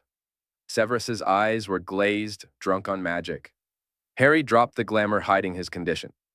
Dark circles, pale skin. Severus looked ready to collapse. Harry frowned and cast a sleep charm. The man slumped forward. Gently, Harry removed his slippers and levitated him to bed. He tucked him in, extinguished the candles with a wave, and sat at the bedside. His glowing green eyes pierced the dark. "Why do you push yourself so hard, Severus? You act like time's running out, but you're safe. I promise." He kissed Severus's brow and turned to clean the desk. He capped ink bottles, closed books with bookmarks, organized essays. Ron's paper was covered in red ink. Hermione's was docked points for going over the limit. Padma Patil's was near perfect. Satisfied, Harry returned to bed. He curled up beside Severus with a soft smile and finally, peacefully, closed his eyes. Chapter 23. And the plot thickens. The Hufflepuff common room buzzed with excitement that morning. Today was the big Quidditch match. Gryffindor versus Slytherin. The winner would face Hufflepuff's team after the Christmas break. Most of the Puffs had chosen to cheer for Gryffindor, waving red flags in anticipation. But not Harry. His housemates didn't mind. Everyone understood why. Draco Malfoy was his godbrother, and the blonde would definitely come dragging him to cheer for Slytherin soon. Harry sighed as he adjusted his tie in the mirror, trying to tame his hair into something less like a bird's nest and more like actual hair. "Best bet is still Slytherin," Hannah muttered beside him, brushing her blonde hair. "Gryffindors haven't won since Charlie Weasley left. They've gotten weak, not to mention Slytherins play dirty." "You never know, Anne," Harry replied, glancing at her reflection. "Maybe Gryffindor gets lucky." Ernest swiped the mirror from Hannah's hand to check his teeth. "Oi! Give that back." "Nope. Mine now." Susan, lounging on the sofa with a half-finished Charms essay, rolled her eyes. "Honestly, we all want Gryffindor to win. Facing Slytherin next round would be brutal. Last time, our seeker landed in the infirmary for a week. Poor bloke." Cedric's friend nodded from behind his book. "Yeah, bloody hurt. That wanker Flint got me good." The former seeker gave a sheepish grin as he charmed his flag with red and gold stripes. Laughter echoed around the room until Prefect Truman arrived to lead them out for class. By 11 o'clock, the entire school had gathered in the Quidditch stands. Students raised their binoculars high. Despite the height of the seating, it was still tough to follow the action. Harry sat with the Hufflepuffs, but his attention was quickly pulled elsewhere. There, among the crowd, a flash of pale blonde hair. Draco. Wearing his Slytherin green, he stuck out in the sea of yellow. His gray eyes searched the crowd until they locked on Harry. "Harry, come on, I saved a seat for you on our side," he called, beaming. Harry offered a sheepish grin to his fellow Puffs, then let himself be tugged away by Draco. They crossed into the Slytherin stands. Silver and green everywhere. Now it was Harry who stood out in his yellow robes. Draco led him to the first-year section, where Blaise Zabini and Theodore Knott were already waiting. Knott had his nose buried in a book, clearly uninterested in the match. Zabini, smirking, waved them over. "Well, if it isn't our resident Hufflepuff," Blaise teased, waving a green flag. "Cheering for Slytherin today, Harry?" Harry laughed and plopped into the seat beside Draco. "Of course, can't let all of Draco's dragon go to waste." Zabini barked a laugh, which earned him an elbow to the ribs from Draco. Harry giggled, rubbing the spot Draco had jabbed. "So how'd you drag Knott out here?" Harry asked. Zabini raised a brow. "No trick, little puff. It's all about house unity." That earned him a stinging hex from Knott, who sneered, stood up, and took a seat beside Draco, putting a human buffer between himself and Zabini before vanishing back into his book. With Knott out of teasing range, and Draco preoccupied with Harry's attention, Zabini wandered off to annoy someone else. The match began, and the stadium roared. While Slytherins kept their cheering subdued, pureblood etiquette and all, the rest of the school made up for it. Gryffindors shouted the loudest, with Hufflepuff not far behind. Ravenclaw remained mostly quiet. There were no surprises this time. Gryffindor had no secret weapon. Their team was decent, but Slytherin played dirty, stopping just short of drawing fouls. Lee Jordan, commentating, had no problem calling them out on it, until Professor McGonagall's sharp scolding cut him off. The volume climbed, as Jordan announced the appearance of the snitch.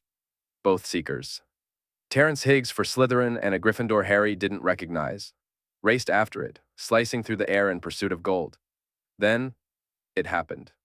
A deafening explosion tore through the Gryffindor stands. Chaos erupted. Harry's heart stopped as he saw Neville Longbottom's limp body tumbling from the stands. Staff and upper-year students launched spells. Cushioning charms, levitation. Nothing worked. Magic fizzled before it reached him. A dark curse. Harry felt it.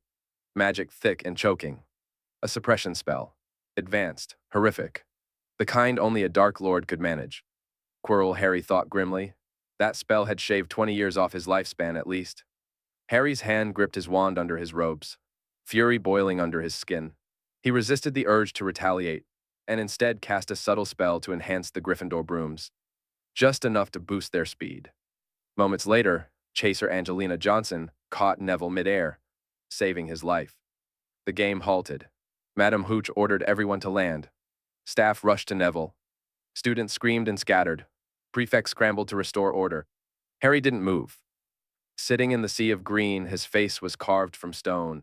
What a mess, he thought darkly. The investigation launched immediately. This wasn't a jinxed broomstick. This wasn't a prank. This was attempted murder. Aurors flooded the castle. Classes were cancelled. Every suspicious person was interrogated. The Slytherin common room was nearly on lockdown. And after the Halloween incident, the school was in full panic. The Daily Prophet exploded with headlines. The boy who lived, nearly killed. Hogwarts security in shambles. Dark magic strikes again. Articles painted vivid scenes. An explosion in the Gryffindor stands. Neville Longbottom's unconscious fall. The last-second rescue by Angelina Johnson. They confirmed that dark magic had blocked spells from reaching him. The Prophet declared it a Death Eater's work. Vengeance for Voldemort's defeat. Harry lowered the paper with a sigh and scanned the Great Hall. He was sure Lucius Malfoy had helped with the headlines. Rita Skeeter thrived on scandal, but targeting the staff's competence reeked of Lucius's influence. The Malfoy patriarch had nearly landed in Azkaban. Dumbledore's allies had made things difficult. Lucius held grudges. This was his way of gaining leverage over the Board of Governors. Perhaps even a path to ousting Dumbledore. Money talked, and the Malfoys were the second richest wizarding family, just behind the Blacks. Harry had inherited both. "Can you believe this nonsense?" Susan growled, gripping her paper with white knuckles. "Nothing useful in here to help catch whoever did it. Just rubbish dragging Hogwarts through the mud." "Not surprised," Ernest muttered, munching toast. "Daily Prophet loves a scandal." The castle was quieter now, nearly a week later. No whispers, no wide-eyed panic. But the tension still hung in the air. The buddy system was back, and stricter. Now they had to stay in groups. That would have been fine if Zachariah Smith hadn't been in Harry's group. Thankfully, his assigned senior was Evelyn Foley, a strict, no-nonsense fourth-year pureblood with the authority of Professor McGonagall. She had drilled it into Smith's head. Speak only when necessary. One more outburst, and she wouldn't blink before letting someone hex him. And despite their reputation, Hufflepuffs were quick on the draw when angry. Cedric frowned beside Harry, reading his own copy of the Prophet.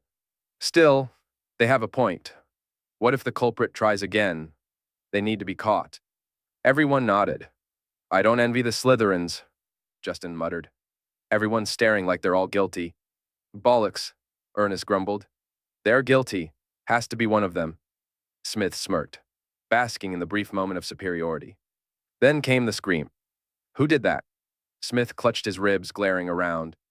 Folly didn't even look up, just cast a silencio without blinking. Smith sat down, red-faced. The table snickered. It had become routine. Smith insulted someone, got hexed, ranted, got silenced. No one knew who the mystery hexer was. The betting pool now sat at 50 galleons. The spell that hit Neville, Cedric said quietly, was advanced. Definitely not a student. Exactly, added Edward Summers, Ernest Sr. More likely a Death Eater snuck in, tried to kill Longbottom and bolted. Hannah's Sr. Baishin nodded solemnly. We'll be fine, Michelle Andrews added. Dumbledore will protect us. Longbottom is the target, not us. Harry didn't reply. He started his porridge slowly, then reached for his herbology homework. Chapter 24. And in hell went the fool. The dungeon was cold, as always, as Harry made his way through its shadowed halls. His footsteps were nearly silent on the hard stone floor. He brushed his fingers along the rough brick wall, grounding himself in the present, until harsh voices shattered the silence. A mix of familiar and unfamiliar tones rang out, masculine and bitter. Earth Eater scum! Admit it. You and your comrades attacked the Savior, didn't you? Nonsense. Leave at once before I set the castle wards on you, Oroferon. You shouldn't even be allowed here. The likes of you should be rotting in the lowest cell in Azkaban. I'll see to that myself. A suffocating pressure settled over Harry, thick and oily, like tar reeking of death and rot. It seeped from his pores, shrouded his skin, and awakened something dark inside. His eyes lost their usual warmth, replaced by a haunting glow, Avada Kedavra green. Hogwarts trembled. Candles flickered green, shadows distorting the stone walls. The corridor warped, like space itself bending under the hand of a mad artist. Harry's steps quickened. Professor, chirped a voice. Sweet, young, and innocent. Reality jolted. The impending battle stalled. Time tried to return to normal, but something remained off-kilter, like the world had tilted slightly to the left. Hogwarts let out a silent scream, reshaping its walls, patching over a tear that should not have formed. No one noticed. Not truly. But every soul in the castle felt it, that eerie sensation that something was wrong, that the world had shifted, just slightly, into the unreal. Mr. Potter. Severus's lips pressed into a thin, tense line as he glanced at his ward. He clearly hadn't expected to see Harry here. Aurora Ferron, young and brash, sneered at Severus with undisguised disgust. Blonde hair, sharp brown eyes, barely 10 years out of Hogwarts. He turned on his heel and stalked away. But Harry already knew the man was dead. Even if he didn't know it yet, his fate had been sealed. In the shadows, creatures danced. They watched with twisted, joyless delight. Their hairless, distorted gray bodies moved with unnatural jerks, like broken puppets. They laughed and screamed in silence, their mouths locked in grotesque grimaces that no human soul should ever witness. Only Harry could see them. For now, as the aurora disappeared, Harry ran into Severus's arms, small hands gripping tightly at his robes. A cold hand gently stroked his head, letting him nestle into the comforting dark fabric. It's fine, Harry, Severus murmured. There's no point listening to dunderheads. I hate when they treat you like that, Harry said, his voice muffled against Severus's chest. His breath hitched, small hiccups escaping as he held back tears. Severus sighed, visibly pained by his ward's distress. He patted the boy's back awkwardly, silently cursing Ferron's name. In the end, he lifted the first-year Hufflepuff into his arms and carried him back to his private quarters. Ladies and gentlemen, welcome to the show of the decade, a thrilling spectacle of blood and bone. Witness the truth of man laid bare. Be amazed, be horrified. This is hell. Gillian Ferron jolted awake, gasping for air. He sat upright in the bathtub, water sloshing violently around him beneath the pale, flickering light above. It was freezing, ice cold and wrong. He swore under his breath and scrambled to his feet, shivering as goosebumps raced across his skin. He grabbed the towel from the rack, drying off quickly and wrapping it around himself. But as he looked into the mirror, his breath caught. The towel clung to skin that wasn't his. Patchy, mismatched flesh. Decaying muscle. Tufts of coarse hair sticking to what looked like organ tissue. In the corners of the mirror, twisted figures giggled and watched. Their skin matched the towel. Grafted, rotting. Something laughed. Something wept. But Jillian heard none of it. He turned away, unaware. He stepped into the hallway toward his room, frowning at the flickering lights. The air had shifted, tinged with red and yellow hues. A muggle might have blamed faulty wiring. But Jillian was a wizard. He knew better. He was cursed. Snape, that dungeon bat. He must have cursed him during their confrontation. Jillian ground his teeth, vowing that once this was over, he would drag that greasy bastard to Azkaban himself. Just wait. He'd get the curse diagnosed at St. Mungo's, file the paperwork, and make Severus Snape rot for the rest of his miserable life. Then, the world stopped. Like a music box dancer frozen mid-twirl. Sudden. Wrong. Jillian's stomach twisted. His head swam with dizziness. It felt like a misfired apparition. He forced himself to move, pulled on his uniform. He had to act fast. But when he opened the front door, the world outside was wrong. It looked like a neighborhood. But not quite. The colors were too saturated. The plants looked painted. The sky too yellow. The ground too red. The shapes of buildings seemed familiar, but not real. Did he live in a suburb? A hotel? An apartment? He couldn't remember. Beyond the houses, an ocean stretched out, dark, crashing against stone, no sand in sight. Cement cracked and broke along the shoreline. It was all wrong. Then the siren began. Not a police siren, not a fire truck. It was something else. A scream, metallic, high-pitched, not entirely human, like a tortured beast pretending to be a machine. Pain clenched his chest. An invisible hand reached into his ribs, curled around his heart. Then he saw them. And he heard them. Creatures. Deformed, grotesque, unearthly. Even dark magic didn't spawn things like this. Their flesh sagged. Their eyes were empty. They moved like nightmares brought to life. Then he looked up. Towering above, thin and skeletal, was a monster taller than any building. Its head was hidden in a rusted, bloodied box. The siren wailed from within. Jillian couldn't breathe. His knees buckled. He reached for his wand. Gone. Terror oozed into his skin, thick and black, crawling into his blood like parasites. He ran, down the cracked pavement, past the warped houses, until he reached the shore. There, an old rowboat. Splintered, half-rotten. Barnacles clung to its sides like leeches. He dove in, grasped the paddles, and rowed. Away from the screaming. Away from the sirens. He rowed until his arms burned and his palms bled. Splinters tore at his skin. Damn, he whispered. Damn. Damn. Then, he heard it. A voice, small, mocking, repeating him. Damn, damn, damn, damn, damn. Harry's eyes widened, and Jillian stopped breathing. He didn't want to look down, but he did.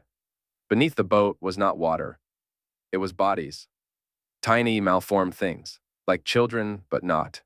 Hairy, crooked mouths, yellow teeth, bulging eyes, no ears, like failed life clawing to exist. He screamed. He grabbed the paddles. He rowed. Every stroke cracked against the creatures below. They giggled. Then, they climbed in. Tiny hands. Sharp nails. Clawing. No, no, no, no. And Jillian Farron was torn apart. Gap-toothed mouths laughed. The boat ran red. The monsters feasted.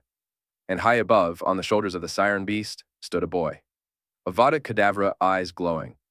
He watched, expression calm. And in hell went the fool. Chapter 25. And did you get what you want? Harry looked up from his copy of the Daily Prophet. Today's headline featured a new breed of Neasels on the market. When murmurs and whispers spread like wildfire through the great hall. He turned toward Cedric at his side, raising an eyebrow in silent question. Cedric winced, scratching the back of his head, clearly uncertain whether to speak. Then he sighed. Decision made. An Aurora was found floating in the Black Lake earlier this morning. Not dead, but... Cedric trailed off, hesitant to share the gruesome details with his younger housemate. Wayne, seated nearby, filled in the blanks in a hushed voice. They said his mind was shattered, like what happens to people under the Cruciatus curse for too long. And his tongue was missing, eyes too, gouged out and stuffed in his own pockets. The pureblood boy looked pale, and rightfully so. He understood what that meant. Cedric squawked in protest and shot a glare at Wayne's senior, Adriana Priest, a half-blood 7th year, who lazily gestured with her fork. "What can I say?" she said. "Either I explain it or he hears it from some twisted prankster. Better he gets it straight. But still..." "Oh, hush," she cut Cedric off. "You're just too protective." Around the table, other seniors began pulling their juniors closer, clearly moved by Adriana's logic. Harry, meanwhile, watched it all quietly. After all, he was the one who caused it. Aurora Gillian Ferron had been found bobbing in the water near the Black Lake's shore, his mind destroyed, tongue chewed off by his own mouth. His eyes were missing, but later found in his pockets. The word "no" had been carved into his chest with his own fingers. No one got away with even thinking about hurting Severus. No one. By evening, the incident was already being called the second tragedy. Classes were canceled again. More oars arrived, with Unspeakables trailing behind. The first tragedy, they said, had been the Halloween incident. Though Harry never quite understood why it was called a tragedy, no one had died. This one, though? This one stuck. Most believed something had escaped from Samhain, some ancient force breaching the barrier between the world of the living and the unnameable beyond. Whatever happened to Ferron wasn't ordinary dark magic. It was ancient, eldritch. They tried reading his mind. The legilimens they sent ended up in St. Mungo's, broken. Harry knew this from the hushed conversations of government officials. He listened. He always listened. It was nearly Christmas now. And what a mess. He would have preferred Ferron's body be tossed somewhere far away, but he'd left the man's fate to the creatures, and they'd chosen to return him. "Apparently, we've got an Or and an Unspeakable permanently stationed here for the rest of the year," Hannah said as she scribbled a letter beside him, her plate pushed aside for parchment space. "It's more than mad. It's dangerous," Susan snapped, slamming her hands down on the table. "And a roar was turned into that. And the school isn't even suspended while they look for the culprit? It's criminal. It violates every safety policy the school has." Harry tilted his head thoughtfully. She had no idea what was coming. The Cerberus in the third-floor corridor. The basilisk in the pipes. Dementors roaming the grounds. Death Eaters, and eventually Umbridge. Susan was in for a rough ride. He wondered how she'd handled it in his previous life, being aware that everything was wrong, but powerless to change it. Dumbledore's control. The Death Eater's reach. The Ministry's corruption. Awareness was a curse.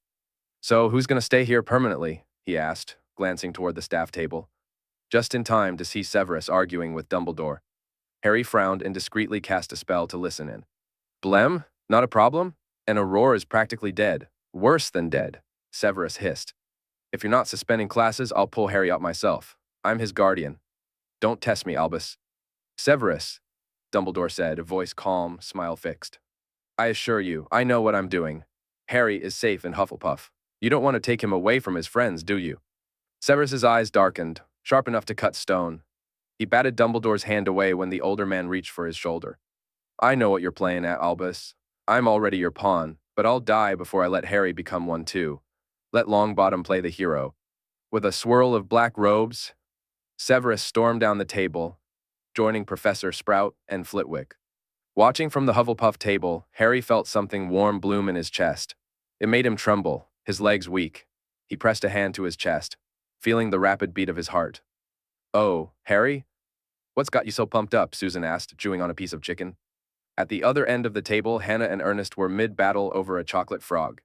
It leapt from their hands and landed on Leanne's head before hopping onto the floor and escaping entirely. "Yeah, mate," Wayne added.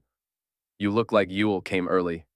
A floating brush drifted toward Wayne, taming his messy blonde hair. Harry glanced over to see Adriana Priest, wand raised, casually grooming her junior while sipping tea. Harry covered his mouth, a bright smile spreading across his face. Strange, but good. Severus protecting him made him feel warm and safe, like honey dripping in his chest, thick and golden. He liked it. That night, he let Dumbledore dream of Grindelwald. Severus might enjoy that. Later, Harry curled beside Severus in bed, nuzzling his nose against the man's shoulder. Severus always ran cold. Harry was like a little furnace. They fit perfectly. Harry, stop squirming. Go to sleep. Severus chided, hand resting atop Harry's messy mop of hair, fingers slowly massaging in soothing circles. Not tired yet, Sev. Prefect Truman accidentally mixed up his caffeinated chocolates with the ones in the common room. Harry giggled. All the first years are bouncing off the walls. He remembered the look on Truman's face. Horrified. As jittery, sugar-high kids ran wild. The seniors had looked ready to murder him. Even Sprout had seemed ready to throttle him. Severus's eye twitched. Harry could feel it. Poor Truman, Harry said with a giggle. He was just trying to stay awake for OWL prep. Next time, Severus said after a pause, voice low and stern, don't eat anything left out in a public room. Better yet, don't eat anything you didn't prepare or buy yourself. Harry pouted, rubbing his nose. Then he squinted, grabbed Severus's hand, and took hold of the finger that had just flicked him. Before Severus could react, Harry bit it. Severus yanked his hand back, staring in disbelief at the small tooth marks. Merlin, I thought you badgers took the hard-working traits, not the biting ones. Should I be worried the snakes will start hissing at me too? He raised an eyebrow, but there was a grin tugging at the edge of his mouth. Harry batted his lashes innocently and snuggled closer. Nah, maybe the Gryffindors might start roaring though. I heard the twins are planning something for Percy for tattling. He pulled the blankets over them, wrapping them in warmth. The dungeons were always cold no matter the season. Severus scoffed. Then Gryffindor won't be winning any house cups. Slytherin has held that title for 7 years now. I quite enjoy rubbing it in Minerva's face. Harry paused. That's right. In his old life, Slytherin had been winning, until the last-minute points to Gryffindor, courtesy of Dumbledore's bias. That had infuriated every Slytherin in the school. Was Dumbledore going to do the same thing this time? Probably. But Neville wouldn't catch Quirrell. Not this time. And, surely, Severus wasn't still their main suspect. Neville was raised by Augusta Longbottom. She would have taught him everything, who to trust, who to avoid. She knew Severus was in Dumbledore's pocket and wouldn't risk associating with him if he were dangerous. Neville wasn't as easily influenced as Harry had once been. Even Ron and Hermione wouldn't sway him. So how to stop the House Cup from going to Gryffindor? Harry bit his cheek, deep in thought. Sev, what's the house point standing? He asked. Severus, half asleep, murmured, Hufflepuff in the lead. Then, Slytherin. Ravenclaw. Gryffindor last. Then he dozed off completely, breath slow and steady. Harry grinned in the dark. It had been nearly 10 years since the Hufflepuff banner last decorated the Great Hall. That was about to change. Chapter 26. The Mirror of Erised. The incident with Auror Pharaon had been neatly swept under the rug, thanks to Dumbledore's influence and the Ministry's desperate attempt to avoid looking even more pathetic than they already did. They had no suspect, no explanation, no theory that held water. So, in the end, they sent one unspeakable to Hogwarts, stationed temporarily until term's end. No one knew who she was. No student saw her face. Only Dumbledore knew her identity. Well, Harry did too, of course. Nothing stayed hidden from him, not if he wanted to know. Whether through his own magic or the whispers of his companions from the other side, truth always found him. Her name was Elora Greengrass, 22 years old, an unmarried, pureblood from a far-off branch of the Greengrass line. Harry doubted Daphne Greengrass, his Slytherin yearmate, had even met her. Not that it mattered. Harry had already ensured her mind was handled. She'd avoid the dungeons, unknowingly repelled by carefully layered magic and suggestion. She wouldn't suspect a thing. Still, her presence made Severus anxious. The man's nerves were thin enough after the Pharaon incident. So, Harry stepped up his efforts. More soothing magic, more cuddles, more whispered reassurances. It worked. Eventually. If Harry could drive out every foreign presence in Hogwarts, he would. But removing the unspeakable might draw more attention than her arrival had. And he didn't want that. Even if it was amusing to see both Dumbledore and Quirrell teetering on the brink of aneurysm, Severus's discomfort outweighed his amusement. So the unspeakable stayed. She had already sniffed around the third-floor corridor. Dumbledore was forced to explicitly forbid her from entering. He even added complex locking charms to the door. Likely, the old man had abandoned his plan to use Neville as bait for a showdown with Voldemort. Or maybe he was just biding his time. Harry didn't care. He had other things on his mind. Christmas was coming. His first Christmas with Severus. And he still didn't have a gift. Would Severus appreciate the severed heads of his enemies? Quirrell's head? Maybe he could revive Voldemort and offer his head gift-wrapped. Goblins gave gifts that way. Symbolic. Efficient. Harry, what are you thinking about now? You look like your head is about to spin. Draco drawled nearby. They were in the library, meeting for the last time before the Christmas break. Draco sat across from him, carefully slicking his platinum hair back, admiring himself in a silver-handled mirror with a small emerald set at the base. Harry blinked, just thinking about what to give Sev for Christmas. Draco's expression lit up. Oh, then we have so much to talk about. He launched into a full critique. No food, nothing grand either. Uncle Sev sent back that golden charm statue father gifted him. No potion stuff. Don't even try. He'll see it as an insult. Don't buy potion ingredients unless they're really rare. Otherwise, he'll just nitpick your choices. Really, Draco? I thought I told you to never pick copper crowns with an earthy hue. That means they're nearly dried out. And on and on. Honestly, your best bet is asking Mother. She's the only one whose gifts he never critiques. Harry blinked again, fingers idly circling his wrist. He wasn't sure the gift mattered so much as the giver. No one dared reject a gift from Narcissa Anastasia Malfoy née Black. Lucius might hold the reins of the Malfoy family publicly, but Narcissa ruled its bloodline, traditions, and inner politics. And she was a Black, the youngest of 3 sisters, not as feared as Bellatrix, not as disgraced as Andromeda, but the only one who survived, intact, with influence and power. She had earned it. She had even lied to Voldemort's face to save Harry's life, because he had saved her son's. That earned Harry's respect. I think that's on your mother, not the gift, Harry said, chuckling as he flipped another page in his book. Draco smiled and returned to his grooming. Harry turned to the frost-covered window. Snow piled thickly against the glass, wind howling outside. Then something golden flew past. Just at the edge of his vision, a flash. He stood abruptly, pushing his chair back. Harry? Draco asked, confused. But Harry ignored him and walked to the window, placing a hand on the icy pane. Below, the grounds were blanketed in white. Trees stood tall in their winter coats. Footprints littered the snow-covered lawn, only to vanish under fresh snowfall. Down below, he saw Neville, Ron, and Hermione. Neville held a golden snitch in one hand. Odd. He didn't seem the type to care much for Quidditch. Not like Ron. Then Neville raised his other hand. His wand. Not his father's wand. Not even his original wand. The twin to Voldemort's. Harry leaned in closer.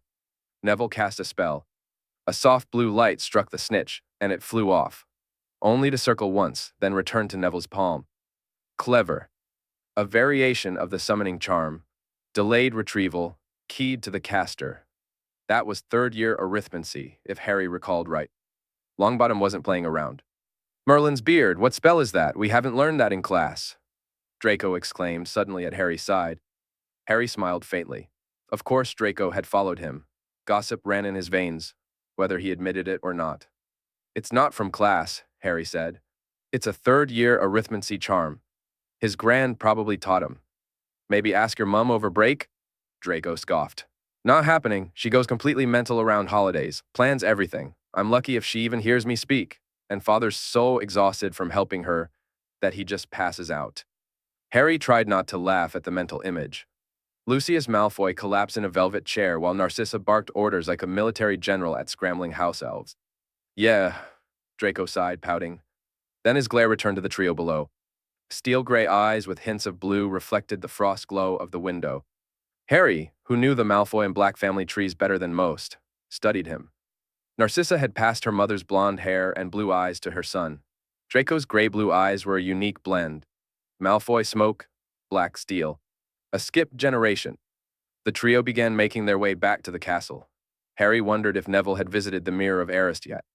Maybe it was time Harry did. He wanted to know what the mirror would show him now. The real invisibility cloak, his own Deathly Hallow, was still with him. In this timeline, Dumbledore had never received it from James. It had gone straight to the Potter vaults after his parents' deaths. Still, Neville and his friends moved through the castle unseen. Did Dumbledore give them a regular cloak? Likely. He had resources, but none could compare to the true cloak. Later that night, wrapped in his hallow and hidden from all, Harry prowled the silent corridors. The mirror was located near one of the library passageways, inside a disused classroom. A room with only one thing, the Mirror of Erist. He found the door, cast a silencing charm, and slipped inside. There it was, massive, gilded, perched on clawed feet. Its golden frame bore the inscription, Erist stra eru oit, ube cafru oit on wosi. I show not your face, but your heart's desire. Harry walked forward slowly. The room was cold, the glass fogged. He reached out, hand brushing the surface to clear it. The mirror shimmered. The image began to form. He expected Severus, smiling, relaxed, loved, finally free of pain. That was all he ever wanted. Instead, his eyes turned toxic green, pupils slitting like a serpent's. The whites of his eyes blackened. His mouth split open unnaturally, skin tearing, jaws unhinging wide. Rows of black fangs jutted from his gums. His skin turned sickly pale. His hair grew and pooled like tar. His body stretched, twisted, bones cracking into monstrous new shapes. Horns burst from his forehead and curled behind his ears. Blood pooled at his feet. Black, poison dripped from his gaping mouth. And the world outside the mirror screamed. Chapter 27. Emergency, said the victim. It was a night before Christmas break. Just one night, and the students would be gone, boarding the Hogwarts Express home. Just one more night. Adriana Priest screamed as she felt the malevolent magic surge through the castle. The walls and floor shook violently like an earthquake. It wasn't just her. The castle itself screamed with her. Shouts echoed across Hogwarts as students panicked. She clutched her wand like a lifeline, the wood creaking under the strain of her grip. Goosebumps prickled across her skin, and she fought the urge to vomit. Next to her, Bai Shin had already thrown up, pale as a ghost. The girl collapsed, looking ready to faint. Adriana cursed under her breath, catching her fellow Hufflepuff and throwing Bai Shin's limp arm over her own shoulders. The scent of vomit hit her nose, but she didn't care. Not now. Tonight was supposed to be simple. The seniors were scheduled to check on their juniors in the morning, help them pack. Everyone should have been in their dormitories or common rooms by now, but her junior and Montagues were missing. Wayne Hopkins and Justin Finch Fletchley had snuck off to explore the castle, despite curfew. And now this nightmare was happening. Another pulse of that horrific aura hit her. Adriana's vision blurred. Her heart pounded like a drum in her chest. Breathing became difficult. Her body locked in panic. Her instincts screamed at her to run. To get out before something worse than death happened. She tasted blood. Copper filled her mouth. A high-pitched ringing in her ears. Her legs wobbled. She was supposed to be strong, the best in Hufflepuff, a top candidate for head girl. Now she could barely stand. Bai Shin slumped in her arms, unconscious. Fuck. Adriana spat and hauled the younger girl over to a nearby chair. By now, all the Hufflepuffs had gathered in the common room. They huddled together in clusters, each year group sticking close. Edward Summers clung to his junior and Bai Shin's younger student. Both children were crying, terrified. Evelyn Foley wrapped her annoying junior in a blanket, covering his ears while he sobbed. Michelle Andrews and Darcy Fawcett had curled around their first years, shielding them with their arms and bodies. Arian Campbell held his own unconscious junior protectively, tucked against his neck. But Adriana and Montague's juniors were still missing. She was losing her mind. Fuck this shit, Montague, with me. We're going out to find those puffs, she barked at the sixth year and bolted out of the common room. The castle trembled with every step. Floors shifted beneath her feet. At least this had happened at night. If it were daytime, there'd be full-blown stampedes. A few older students from other houses were also running about, likely prefects or students sneaking one last adventure before the break. Just like her idiot junior. She'd hex Wayne's ears off when she got him back safe. Adriana was nearing the Great Hall when she crashed into someone. Both stumbled but didn't fall. She looked up and saw a pale, shaken Cedric Diggory. "Oh, you've got to be kidding me," Montague shouted from behind. They had all come to the same terrifying realization. 3 first-year Hufflepuffs were missing. Professor Sprout was going to turn them all into fertilizer for the greenhouses. When Harry woke, he was lying in a pool of tar. Thick and viscous, it clung to his skin like death itself. The ceiling overhead was no longer gray, but a sickly reddish hue. The same tar smeared its way up the walls and into the cracks. He sat up and stared at the mirror of Arist, or what was left of it. The gold frame had melted and rusted, its once beautiful inscription destroyed. The mirror itself had shattered. Shards scattered across the floor like teeth from a broken beast. He tried to remember what had happened, but each attempt brought only a sharp pain in his skull. He exhaled slowly and gave up. Raising one hand, he summoned the Elder Wand from thin air. Tempest. The spell showed it was nearly 2 p.m. 3 hours gone. His blackened pajamas were soaked in tar, but with a snap of his fingers, they were clean and dry again. Severus would likely be wondering where he was. Harry debated visiting him, but the man hated tardiness. It would be safer to return to the Hufflepuff dormitory. Cedric might check on him anyway. Students were supposed to leave for the train this morning. So he donned his invisibility cloak and left the ruined room behind, ensuring not a single trace of himself remained. The mirror of Arist was shattered beyond repair. Magical objects, especially ones as powerful as that, rarely broke the way you wanted them to. The first thing he noticed was the noise. Everyone in the castle was awake, shouting, panicking. Harry passed students and professors running in every direction. Frowning, he expanded his magic to understand what was happening. Everyone had been herded into the Great Hall. He spotted Percy Weasley dashing down the corridor, yelling his brother's names in a blind panic. Harry reached into Percy's mind with ease. Oh, that wasn't good. When Harry appeared in the Great Hall, looking small and shaken, the entire Hufflepuff house seemed to collapse with relief. Cedric was on him in a heartbeat, sweeping him into a bone-crushing hug. The older boy was trembling, face streaked with tears. His pajamas were rumpled and dirtied. A leaf clung to his hair. "Where were you? We searched everywhere. We found Hopkins and Finch Fletchley 2 hours ago, but you, Merlin. I flipped every pot in the greenhouses, banged on every door I could find. I even went into the dungeons. I thought you were gone. I thought that thing took you, or worse." Cedric's voice cracked, and he started crying again. Susan shoved her way through the Hufflepuff crowd and grabbed Harry's cheek painfully. You. Then the rest of the house piled on. Diagnosis spells were cast, hands pulled and poked him everywhere, checking for injuries. Wayne's senior groaned thankful prayers, and Justin's 6th-year buddy, Martell Montague, finally relaxed but didn't let go of his junior's elbow. Eventually, the older students backed off, and Harry was surrounded by his first-year peers, minus Zacharias and Leanne, who lay unconscious, held tightly by their mentors. Even with everyone in the same place, the houses remained divided. Each stuck close together, wary and suspicious. Only a few mingled. Like the Padma twins, separated by house but joined in blood. The Ravenclaws chattered, trying to solve the mystery. A few older students attempted to sneak off, but Professor Flitwick's magic always dragged them back. He looked awful, twitching, pale, with dark circles under his eyes. Harry's magical albers had clearly affected creature-blooded witches and wizards more deeply. Bai Xin, whose grandmother had been a half-spirit, had already fainted and been moved to a makeshift healing area, along with other magically sensitive students. The Slytherins were silent, stone-faced, educated enough to have some idea what was happening, and ready to flee the moment they could. Every method of communication or magical transport had failed. The owls were gone. The castle's magic blocked everything else. For once, Hogwarts' legendary defenses worked against them. The Gryffindors, in typical fashion, masked their terror with noise. Arguing, shouting, pretending they weren't afraid. Harry's gaze found Neville.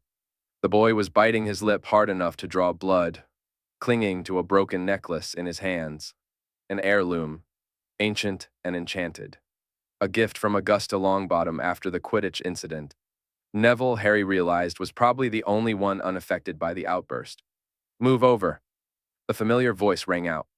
Draco pushed his way through the crowd, green tie stark against the sea of yellow. Behind him came Severus. The Hufflepuffs parted like water. For Merlin's sake, Harry, you're a Hufflepuff, not a brainless Gryffindor. You nearly gave me, and him, a heart attack. Draco angled his head towards Severus, careful not to expose their connection. Severus's face was blank, too blank. Occlumency walls high and firm. He was in damage control mode, barely hanging on. Harry felt something tear in his chest. He had scared Severus. All that progress. Gone. He wanted to vanish, drown himself in the Black Lake. He didn't even know what had triggered him. How could he stop this from happening again? At this rate, Hogwarts was going to be shut down.